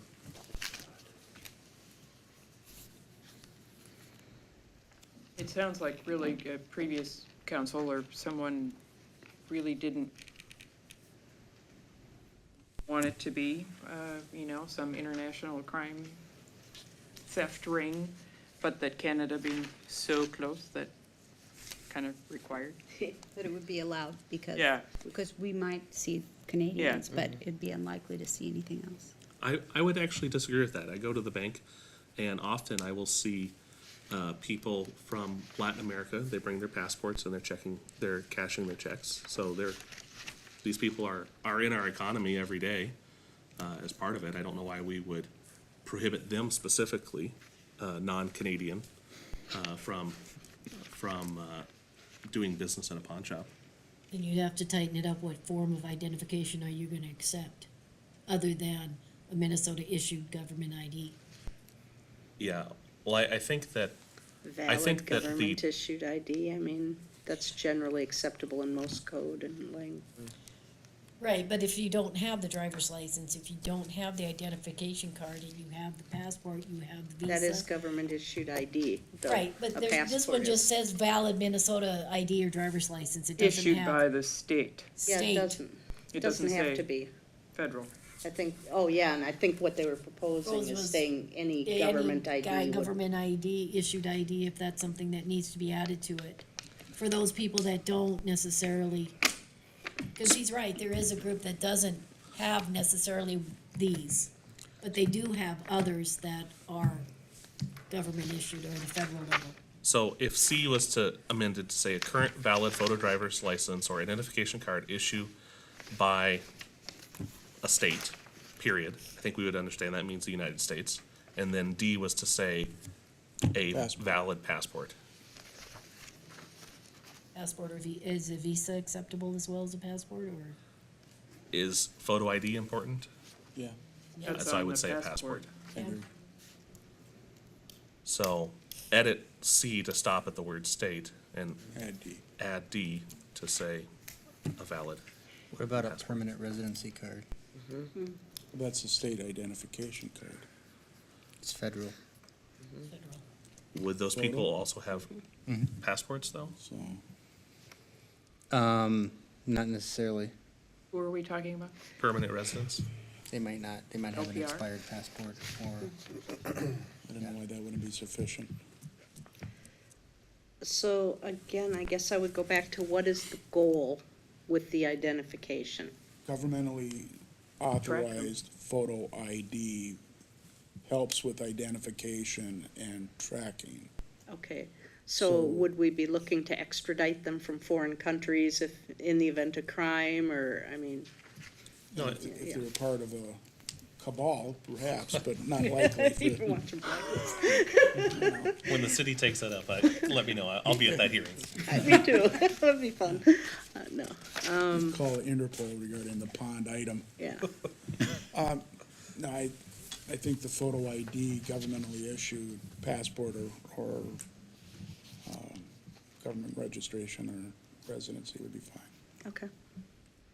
Yeah, I'm all for updating that then too, Yeah. and, And Because I it's a don't know the shift from history of what why people it's care. province of Canada is listed as the acceptable, but not others. if I had to guess, and I wasn't around when this was last reviewed, is they wanted people to be valid Minnesota residents if they were gonna open a licensed entity of this type in our city. But this isn't This about, is for the customer. yeah, this is just about people making Identifying, transactions, when you're doing your pawning and things, it's your identification for your customer. I think. Maybe I'm wrong. Maybe this is Oh, about, no, right, licensees, these are the records, yeah, okay. so for, yeah, Description because of we're the under A customer. still, under the records required, yeah. But, yeah, we're talking about customers here. Yeah, Yeah. Yeah, we're customers. talking Yeah. about customers. That seems reasonable to me then. Yeah, to add in for the people so that all the government IDs are allowed. Do we have a lot of This is people licensees. crossing state lines to pawn things for I'm nefarious students, I'm, purposes? Yeah, it's you know? students might do it, Yeah. and would not have a Minnesota license. Oh, for all. Yeah. So they're Okay, required. You know, Yes, it's just it is. identification, you could use Yeah, I think a whatever, university ID. yeah, I think any photo we can age government rate. issued ID should be fine to accomplish police purposes, wouldn't it be, Beth? I mean, I think so, yeah. Maybe two. Okay. So, Michelle, do you have the language clarification that we've, For 5? yeah, Well, I think what we're looking at is the identification, and instead of saying from one of the following forms of identification, we'll say from a valid government-issued ID. Okay. And then we can get rid of the rest of that, right? and not specifically enumerate a Minnesota driver's license, just say Correct. valid government issued ID. Yep. Okay. You need to specify photo ID in your Oh, yeah. language. Yeah, oh yeah, yeah, photo down. Speaking of photos, under B now, so this is, the next section. I didn't know that you were, so is that correct? Businesses, every time someone pawns something, you gotta take a picture of them? Supposed to, yes. Is Well, it the, says digital or film type, so, I mean, like, all these places have video most of the time, so Well, they're, that's why you always look up and you get your smile, you're on camera. yeah, I mean, every pawn shop's a little bit different, or store's a little bit different how they do it, but all of them have normally pretty good digital video systems in there, so. so I was wondering, would modernizing the language and removing a film requirement and just saying a digital photograph or video, and removing specifically the film analog aspect of this, would that be appropriate? I can't imagine anyone's using. Yeah, I mean, Film. nobody's turning in film to us or anything like that, but, I mean, the bottom line is, I mean, we want these stores, if they're gonna be participating in this kind of business, to have sufficiently adequate, video surveillance and pictures of their customers. Some of the shops, they have the video surveillance, but then they take a up-close picture of the customer as well. Believe it or not, sometimes what we have is somebody does a burglary, we have video of the burglary, and then they're pawning it, and we can see they're wearing the same baseball cap and the same jacket, and so it's useful, I mean, on the law enforcement side. But isn't most of that on digital now too? So that it's all can be uploaded? Yeah, a lot of that stuff is, some of the still images is automatically put into Leads Online as well, too, so we can see those images So on we're there. not so much film that you gotta do anything No. much with it or burn a disc or anything, so I think updating that should be, So remove the references to film. I think just photograph or video would be sufficient. yeah. Okay. And I mean, at the time too, it was color video versus black and white, and resolution of 2 by 2 inches was more significant. I'm not sure to what extent all of that's somewhat outdated by technology at this point, but we can look at that as well. I mean, I think that, color specific is obviously still valid. And I suppose you could say 2 by 2. I would think maybe pixels would be probably more accurate, but Correct. I suppose maybe 2 by 2 could still potentially be valid. I'm not Maybe, sure. I mean, Maybe the DPI? additional language to DPI. correlate to other records, so there'd be comparison to verify the identity is the person who provided the ID, to match that up is the major thing, because someone would allege that their identification is not appropriate or not proper. We can check and see what Okay. other cities have on this. I'm sure obviously some of this is older language It's at from least 10 years when old. people used paper forms Right. and film cameras to operate their businesses. And the last time this was updated was probably over 10 years ago. And so, at that time even, they maybe didn't want to preclude those people that still operated a small, precious metals dealer or something like that from still operating, so. I would think resolution is much more important in today's age, and it's also tied to file storage size when it comes to electronic records, so maybe some updates around a minimum resolution for that sort of. Yeah, I've got to research if there's a DPI. There's maybe narrative that we should language be in there using. regarding an identifiable close-up and language there that's to do that. I don't believe we've had a problem with that particular case. There were some, obviously, some cities put that in there because of a disreputable Yeah. pawn shop operation that was basically fencing out goods and said, I'm taking the picture, but you couldn't identify it because it was taken with a pinhole camera. But we have not had that experience in Burnsville that I know of. Only takes one bad actor, though. Yeah. Correct. But that's why we have the discretion to, make an exception. No, not anymore. We Okay, kept it. Nancy. Can I back up to item 4, right above our? So A4, description of customer. Okay. The officer has just left. These descriptions, how are they to know the height and weight of the customer? And if race is just to be perfectly honest, if it's color, rather than if color as I would see you? Well, mini pawn stores have like the yardstick more or Yeah, less at like the on door, the- where you can relatively figure out their height. Weight, I don't know, Yeah, a good question. I don't know if people are copying that from driver's licenses, Maybe. quite possibly. but we don't have race on there. It's a philosophical issue if what we really mean is someone's color. Well, I think that we could also be describing ethnicity. I mean, from personal experience, having lived in Minneapolis, I would, I have a lot of Somali friends, so I'd be able to recognize a Somali person generally based off of how they dress and how they look, and I would be able to distinguish between us. Personally, myself, I'd be able to distinguish between a person from Somalia or East Africa and someone that I would probably just describe as African American typically. But by the same token, you might have trouble with Japanese versus Chinese or Sure. Filipino or another Sure. Asian. But I think the whole point is to get the general description of how they look. And it's not necessarily targeted at discriminating. So how would you No, that's, identify I'm that? getting at, Okay. people like, I worked in the state courts, and the issue of race was highly relevant for many different reasons. And I always use Tiger Woods as an example. How would you describe Tiger Woods? I think he self-identifies as multiracial. And so, someone could look at him and say, if there were boxes available, they'd say African American. Others might look and say, he's not that dark, I'm gonna say white. So if it's just, I don't know if they have boxes they can choose from, and it's just to the best of their ability, or if there's some expectation beyond that for recording this. Well, it's We like can the check Title this section and see if we should update it. All right, thank you. I agree. It's like Title VII stuff in the EEOC. If somebody doesn't put in their race, you're supposed to guess. And it's, Yeah, it, It's just a guess, right? It's just that. Yeah.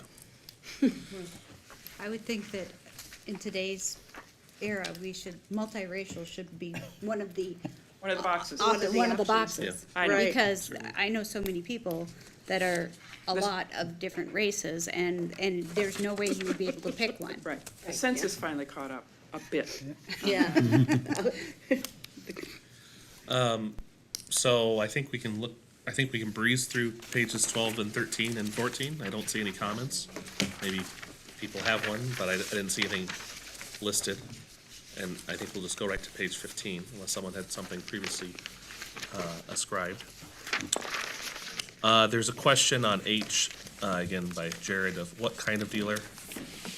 Because we're just saying licensee, so I this is, eliminated the problem after he fixed it? the question. Excellent. All right. That's the best kind. And then Bad adjectives. there was a question about, is I a duplication of 324.9G 4? So is the prohibited goods and specifically where it's had that's unique identifier? What page are Deleted. we on? I'm sorry. We're on page 15. 15, Okay. but I is also on 14 under 4, G4. I think both I and J are duplicates of what was under Yep. 324.9G. I think it was a good spot by. So delete I and J. Okay.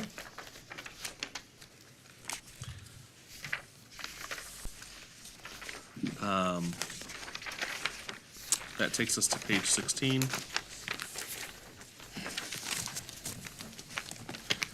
And a question from Sarah, who's not here, whether we want to be consistent with the handling of the death of a licensee as we have done in past situations. Seems like we do. I'm curious where we're not.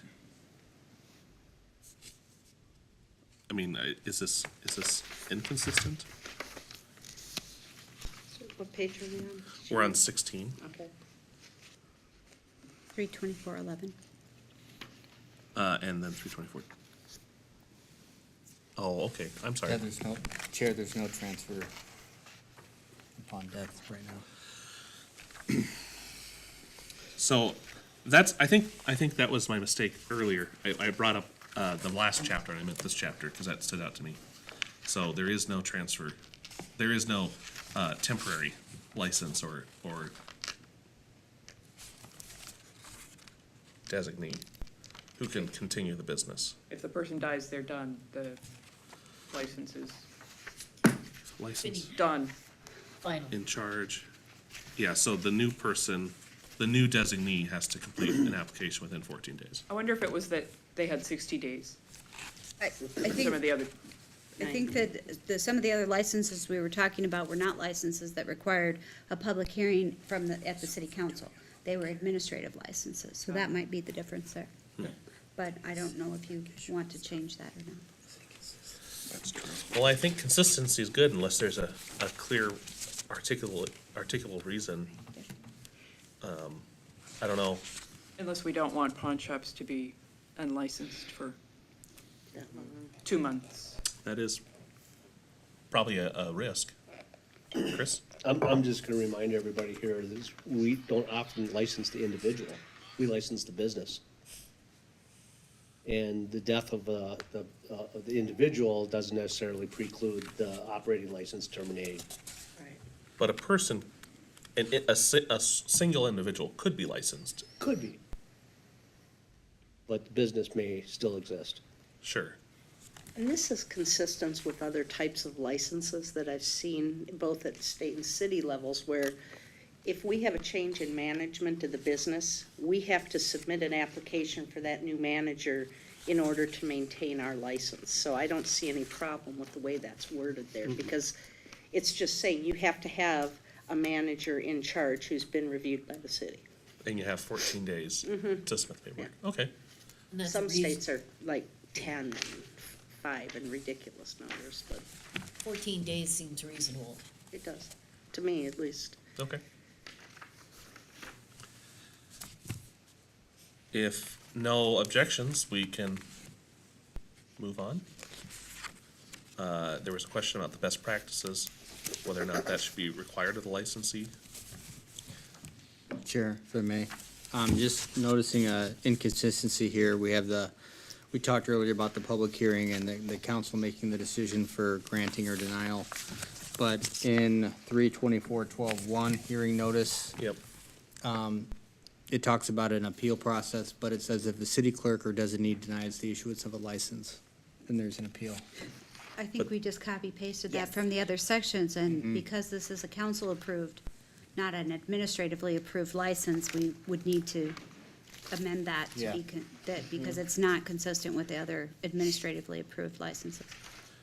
So I'm Yep. confused how that would shake out, because if we say that they shall have a hearing to be granted the license, but the city doesn't do it and they're denied, they still need a method of appeal. I think we've still got a pending statutory item on whether we have to have that public hearing, don't we? Yeah. Yeah. So I think we really should Wait. maybe wait until we get the answer to that before addressing that, That's fair. rather than get bogged down. So the best practice is the city does conduct it, but it's not required. So this, I would question why it's there. I mean, it just appears to be purely informational. Page 17, 324-13. I do think 12 years ago, or whenever it was, 10 years ago, when we were looking at it, there was a desire of in educating the regulated community for compliance purposes, and there was a much more concerted effort by the regulated community to know what they're doing and how to use those systems, and I don't know to what extent that has taken care of itself, because people are more comfortable with technology and use of leads online and some of those types of things, so I'm not sure that annual classes are as part of the licensure, but obviously when we have a new business coming in, part of license and regulation is to educate them on how to be compliant and what the city looks for in some of these things. And so to have some language regarding that in our policy, since I don't know whether it's necessary to have it in the code. I didn't know if we still conducted these classes, that's Am I why. not? I haven't since I've been put in charge of Yeah. it. I do know, I think there was wasn't there a link on the website when they're applying or something that they could go through and, okay. I thought there was something that they kind of did their own self-class by. And I do recall, I think this was the regulated community's request for them to help as a condition of the initial adoption. So if the task force proposes to remove it, obviously the regulated community can appear to the council and say, no, that's a section we want the city still to perform. But again, it wouldn't necessarily be something that has to be specified in the city code. Shelley? How often are we having new businesses apply for these licenses? My last recollection is during the Great Recession, we did get one new pawn shop, so 2000. Which recession is that? I Which- kind of have a hard time. Which great Like recession? 2009-ish is the last time I recall us getting a new pawn shop, but you may be aware of something. 6 I'm not- years ago. There's one about 6 years ago? I believe it was done, guns.com. Yes. Oh, the gun one, yes. I was thinking of just a typical pawn shop. Typical, I don't remember the last one. Yeah, I think it was before you were here even, I think. Yeah. Okay. Well, I would be in favor of removing the section. We're not saying that we can't still offer the training, but I don't see why it's required by statute. This reminds me of something slightly different, but say when you go through any website or anything, you say, I checked all these things, I accept it, you sign it. So like that, during the application, I assume that you have something which says, I have reviewed all the laws and regulations, and I agree with that. It's in the application. So, so in a sense, that's a time for training if they have some questions on that. Otherwise, they accept that. I don't know if that's currently part of the application process. That's my question, I guess. We'll double check. Yeah. I mean, to me, all licenses should have that kind of thing. Yeah, there's a disclaimer that you've read the ordinance. Yeah, you'll you read follow. on, follow Follow it, the rules that you, follow yeah. the rules, and you could add something like, if you have any questions, we can just, Right, because we don't get these very often, we don't see the application No, very often. I'm so- not talking about just this one. No, all applications. All Yeah. applications should, that's what I was thinking, because just like when you go to a website and say you downloaded something, you accept all those rules and regulations before you click install. Like that, I assume, it's a good practice at least to have something in the application form that you understood what you're undertaking by signing and applying to the city for a business. And I think that's a good point. I think that's also a matter of policy, not necessarily something that needs to be put in code. No, not in, but this code, but it may, yeah.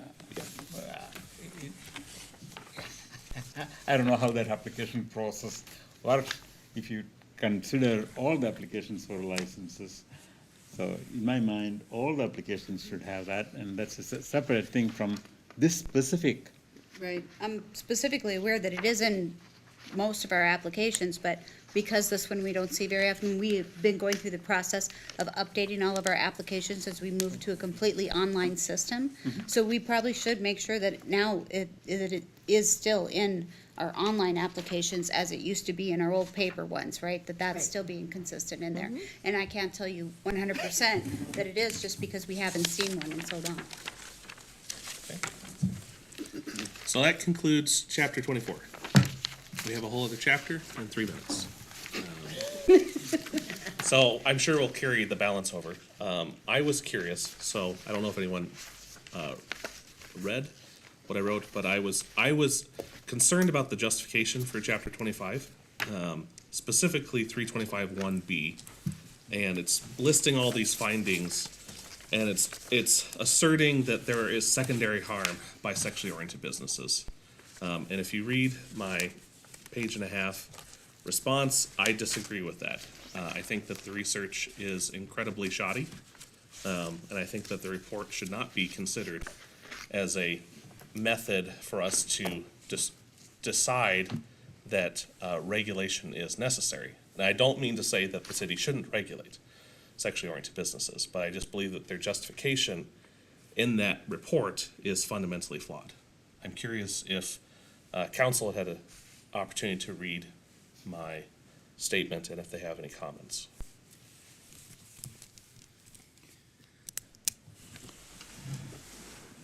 The underpinnings for the sexual oriented business, the courts have expressed concerns about some of the dates on the reports, and they are getting extremely dated and long in the tooth. But they still are the foundational basis where the concern of the activity has justified, it's been serious enough or demonstrated enough to sustain the regulation. It is very difficult for some cities to regulate in advance because they don't have any firsthand knowledge of it. So the idea is that you're trying to determine whether a neighboring community or another city or state has had a bad experience and secondary effects from the regulated activity. And these are studies that have collected that type of information. Some cities like Rochester and Olmsted counties, a little bit more recent. Some of their law enforcement experience with the Ferris Alexander owned bookstores and some of those things, but even those obviously now are dated. If we say we're not gonna rely on those, but we're gonna look around, we would have to find sexually oriented business in like what we do with our market cities to evaluate whether strip clubs, rap parlors, bookstores and the other itemized or enumerated sexually oriented businesses have generated police calls inordinate and harm to particular communities. You know, St. Paul's experience in the last couple years with the Lamplighter Lounge on Larpenter and Rice Street would be an example that we would look at as far as police calls, homicides, other issues. But unfortunately, in some respects, now that establishment has closed, and no longer would be generating that kind of data or information. So we're authorized under state law and federal law, under the existing schemes, to rely on this itemization. How much longer that would last before the court shares your concern that it's shoddy research is uncertain, or what would have to be done to replace it. My concern with that, obviously, is I don't think the community and public would be served trying to establish to do the study itself. It's extremely expensive to do that kind of social, economic, and law enforcement research. And I certainly wouldn't advocate removing it in the absence of having that study underway and a moratorium, because the last thing I think you'd want to do is allow 2 or 3 establishments to come in during that gap period, only then to have your itemized or particularized research demonstrate that, oh, that was a mistake, we do have an issue. Cities around us that have sexually oriented businesses have had peripheral or secondary effects that warrant regulation or limitation of location and hours of operation and the rest. So, we can raise the concern, but my advice would be not to eliminate the foundational underpinning for the code, because then the whole code goes out. You'd want to do it in such a way of suspending it and saying we should do a more particularized study, and then the council can evaluate that recommendation or advice.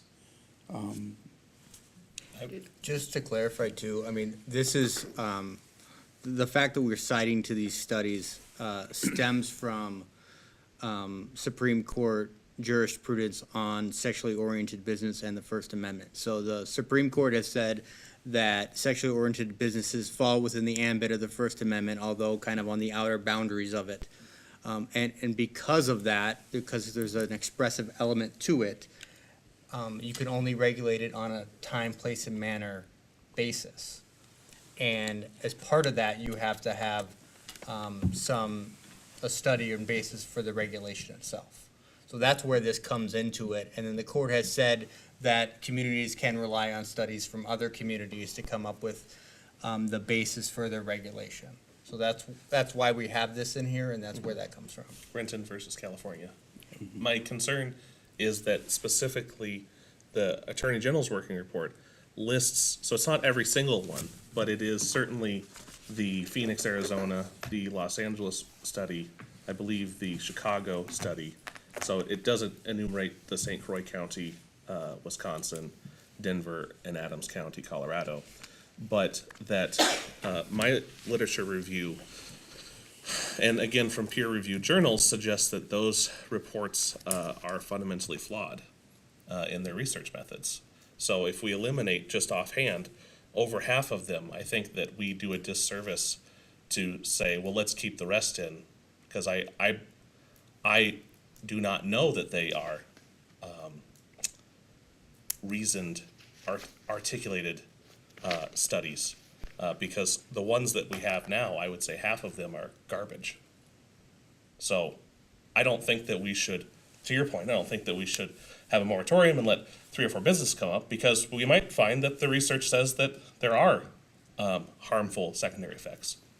What I was reading from Charlotte, North Carolina, and their study was that actually it reduced crime, interestingly enough. But it was a peer-reviewed article, and I read through it, and it seemed that their methodology was sound. So I would also share your concern that the city not commit itself to $1 million research project. But is there any middle ground where we firm up the foundation of this section and delink ourselves from flawed findings prior? None that I know of. Nancy? We don't have these justifications in other areas, so it was good to hear the court has mandated that we have that, otherwise we're infringing on people's First Amendment rights. That's correct. I assume. Correct. I just, paragraph B there, the findings, I have not looked at these studies, but, could it just be, indeed be pared down? Or as attorneys, you want to have as much in there as possible Yes. beforehand to, Yes, to the second so part the of your strip question. club doesn't say, none of these studies specifically looked at strip clubs on a major road or something. Yes. All right. Having the full list, in my opinion, helps support the validity of the ordinance, Is it- even though I admit and acknowledge the limitations of those studies. And Shelley? I haven't looked at them, so I don't know if they're garbage or not. But isn't this something that can be updated if there is new information to do that, come back and revisit at a later I don't know of date? any newer studies that, Have come out. that's correct. That's why I answered the way I did with the question. I just don't know. So I would suggest that perhaps what we could do, and maybe this is a horrible idea, but would be to review some of the literature and find out if there actually are studies that are peer-reviewed that would support this claim. Because, for example, the Los Angeles one or the Phoenix, Arizona one, those are not studies. Those are opinion pieces. And that is pretty much the boundary of them. And the working group is a very strong opinion piece. It's really a hit job on sexually oriented businesses. And I'm not claiming that there are no secondary effects. I'm saying that that is not apparent from the research. And the only peer-reviewed research I can find suggests that that is incorrect. So I think that we should commit ourselves some amount of effort to find a study that would support this, or I don't see how we can just say, well, we don't have anything better. Shelley? I guess what I kind of heard counsel say is, if we change this, we basically lose our whole basis for case law precedent, which generally requires similar verbiage to other cases out there that have been won.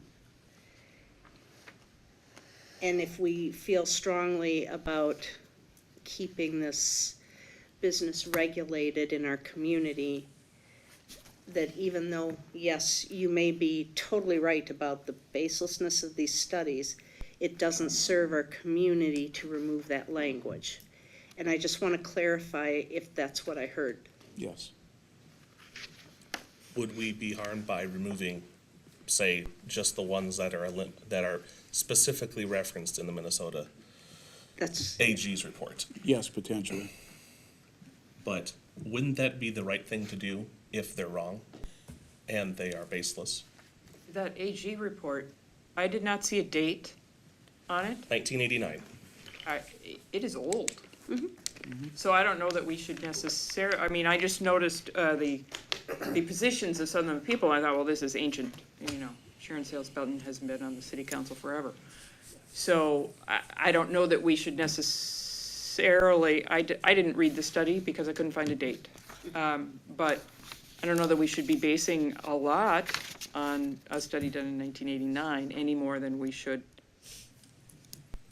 on something else. I'm not concerned about the date. I'm concerned about the methods. The methods are inferior.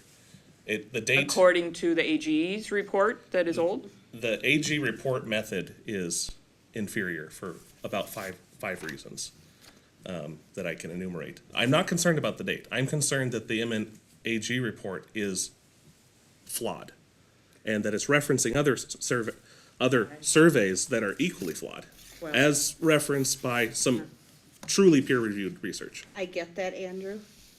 I hear you, and I totally agree with you on that level, that flawed data is never good. But I also agree with counsel that in this case, flawed data is better than no data, because we don't have any other options for data right now. And that's the problem. And I would not want to strike that code and see our community left in a quandary or in an uncertain legal position, because we wanted to deviate from what other communities have done and has been deemed currently acceptable and put us out there on the cutting edge when we're a small city by definition, or medium city maybe, but we can't afford that kind of case in this city. I don't think insurance would support us deviating from standard language that's accepted. And I don't think that we can afford to undertake that. I know I certainly don't want that tax burden. So I think that while you're right, that this is a bad move for the city, and it would be irresponsible of us to remove that based on what council has stated, even though there are passionate feelings about it. I just wonder if we could, I mean, certainly our lawyers have paralegals who do research, and And we pay them. we do, yeah, they don't do it for fun and for They're free. not free, yeah. But I'm wondering, I mean, my curiosity would be satisfied if a research team, the paralegals or lawyers, were to say, well, we actually looked at case law and we looked at their justifications and they hold up. But I'm saying that enumerating these, I mean, I don't have skin in the game as I'm not a sexually oriented business, but Either. I would say that we do open ourselves up to a lawsuit because the Renton court decided that it has to be justified. And I'm saying that our justification is woefully inadequate. I just don't think we're the community that's gonna get sued for that. And I think guess it- that's just a risk Yeah, management thing it for the city. is. I think you're right. It's a risk management issue. Okay, go to. I didn't go through the whole thing to know what the process is, so, okay, here we give certain studies. Who is going to go through and determine, is it going to be these council that hears and refers to this, or is it administrators who get the application and refers to this to see whether they follow or whatever, you know, giving this material, how does the licensing procedure follows? Am I correct that it is just purely the justification to license and regulate? Yeah, so unlike our other licensing schemes that we've been reviewing, where there's no question that the city can regulate, this is one area where the Supreme Court has said, because there's a First Amendment component, you have to have an extra justification for it. So despite whatever, obvious reasons you might think that there might be to regulate some of these businesses, you have to have special justification. But the court has then gone on to say you can rely on the studies done in other communities to support those secondary effects that you're looking at when you're licensing and creating a scheme, right? So that's why our code and pretty much every city code relies on studies from other places, because it is extremely difficult to embark on that process of creating your own study. Now, my question is, who is going to look, somebody comes up with an application. Who is going to look at this and say, you're not qualified, or whatever it is, rejected? Or is it the council or the administrative setup? Who will decide that? That's unrelated. Yes, Yeah, I no. think you're jumping ahead. We're not there yet. We're just talking about why we regulate it. 325-1, Yeah, which right, is the but- first Right, page we're and a not half. talking about who No. regulates An it yet. application. I think it is related in the sense that the license may be giving a license, this is my assumption, okay? Giving a license will depending upon your understanding of these things, no? No, that's This is not the the city basis for the saying- license. We have the authority to license because of these facts. So 325-1 is just the city's justification that allows them to proceed with 325-2 through the end of the chapter and So- license these businesses. So, kind of setting aside all that, this is kind of trying to tell the public or the citizens here, say, we need to license this because of this. So this is just a justification, Yes. not for the licensing, but for the public. For why we can license. Right. Because it's for the public to understand that. This has nothing to do with the application process. Right. Or anything. Okay, now I understand. So I thought this will imply something to that application process. Not to the Okay. process. Sorry for my misunderstanding. Well, if an applicant was turned down for a license and they felt that their First Amendment rights or something else was not adhered to, they could sue the city and say, you're not even allowed to have these rules. But that, we now have this and we can say we have a justification for having these rules and you haven't met them. So it doesn't apply directly to the applicant, but the applicant may, in the absence of it, the applicant could say, you must give me this license. Right. I'd like to make a motion, Andrew, in view of the discussion here that is obviously going to be required as follow-up, that we do some research into the exact studies referenced in other city codes surrounding area, similar to what we did in that other case where there was some confusion. So that they bring that back to us at the next meeting to review. No, it's kind of a long wordy motion, but I would second that. thanks. So the motion is specifically to have, and maybe we don't actually need to vote on it, but since you used the magic word motion, the motion is to have the city do some research on what other specifically justifications, the surveys, The studies listed in the justifications for other yeah, cities. what they are. Not to their quality, but just what they are. Yeah. And extra credit points if you could find them, because some of these are just impossible to find. I'm not sure they exist. Oh, yeah. Erica was just telling me that, all the cities that she's looked at have this language verbatim. Exactly, verbatim, so you've already done the research. Well, which suggests to me that it was, well, A, the MNAG report, and B, the Minnesota League of Cities that said, here you go, copy paste this. and This you're could good to be go. a best practices model for all cities, yes. Yeah, Yeah. because you gotta have something, Yeah. unfortunately, and here's your something. So this is what we have to deal with at this point in time, and that we may just need to move forward. It's a little cynical, but yeah. Yeah. Right, understood. Best practice, but like not research necessarily the good rules. practice. Yeah. Okay, there is a motion on the table. So, I'd like to withdraw that motion in view of the fact that the research has been done. all right, so moved. Withdrawn. Okay, so we're at time, overtime. Thank you for staying long. I think that we obviously want to continue to do our homework for next month, but next month in addition to trying, and I would suggest that in addition, well, I don't know, maybe you think that 26 and all of 20, through all of 29 is too much, to do in addition to finishing 25. But I'd like us to make progress.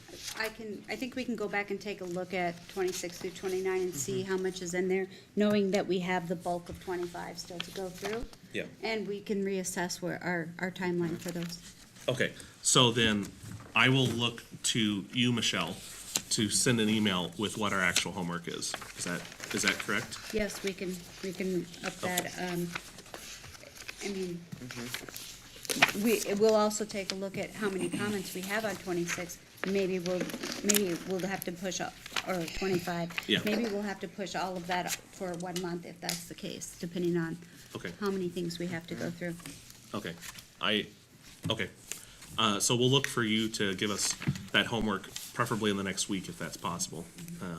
The next meeting will be August 31st, 2022, 5:30 PM here in the council chambers. Meetings are typically held the last Wednesday night of each month in 2022. The homework will be sent out to us. And there are no additional items before us, so this meeting is adjourned. Thank you for being with us. Thanks.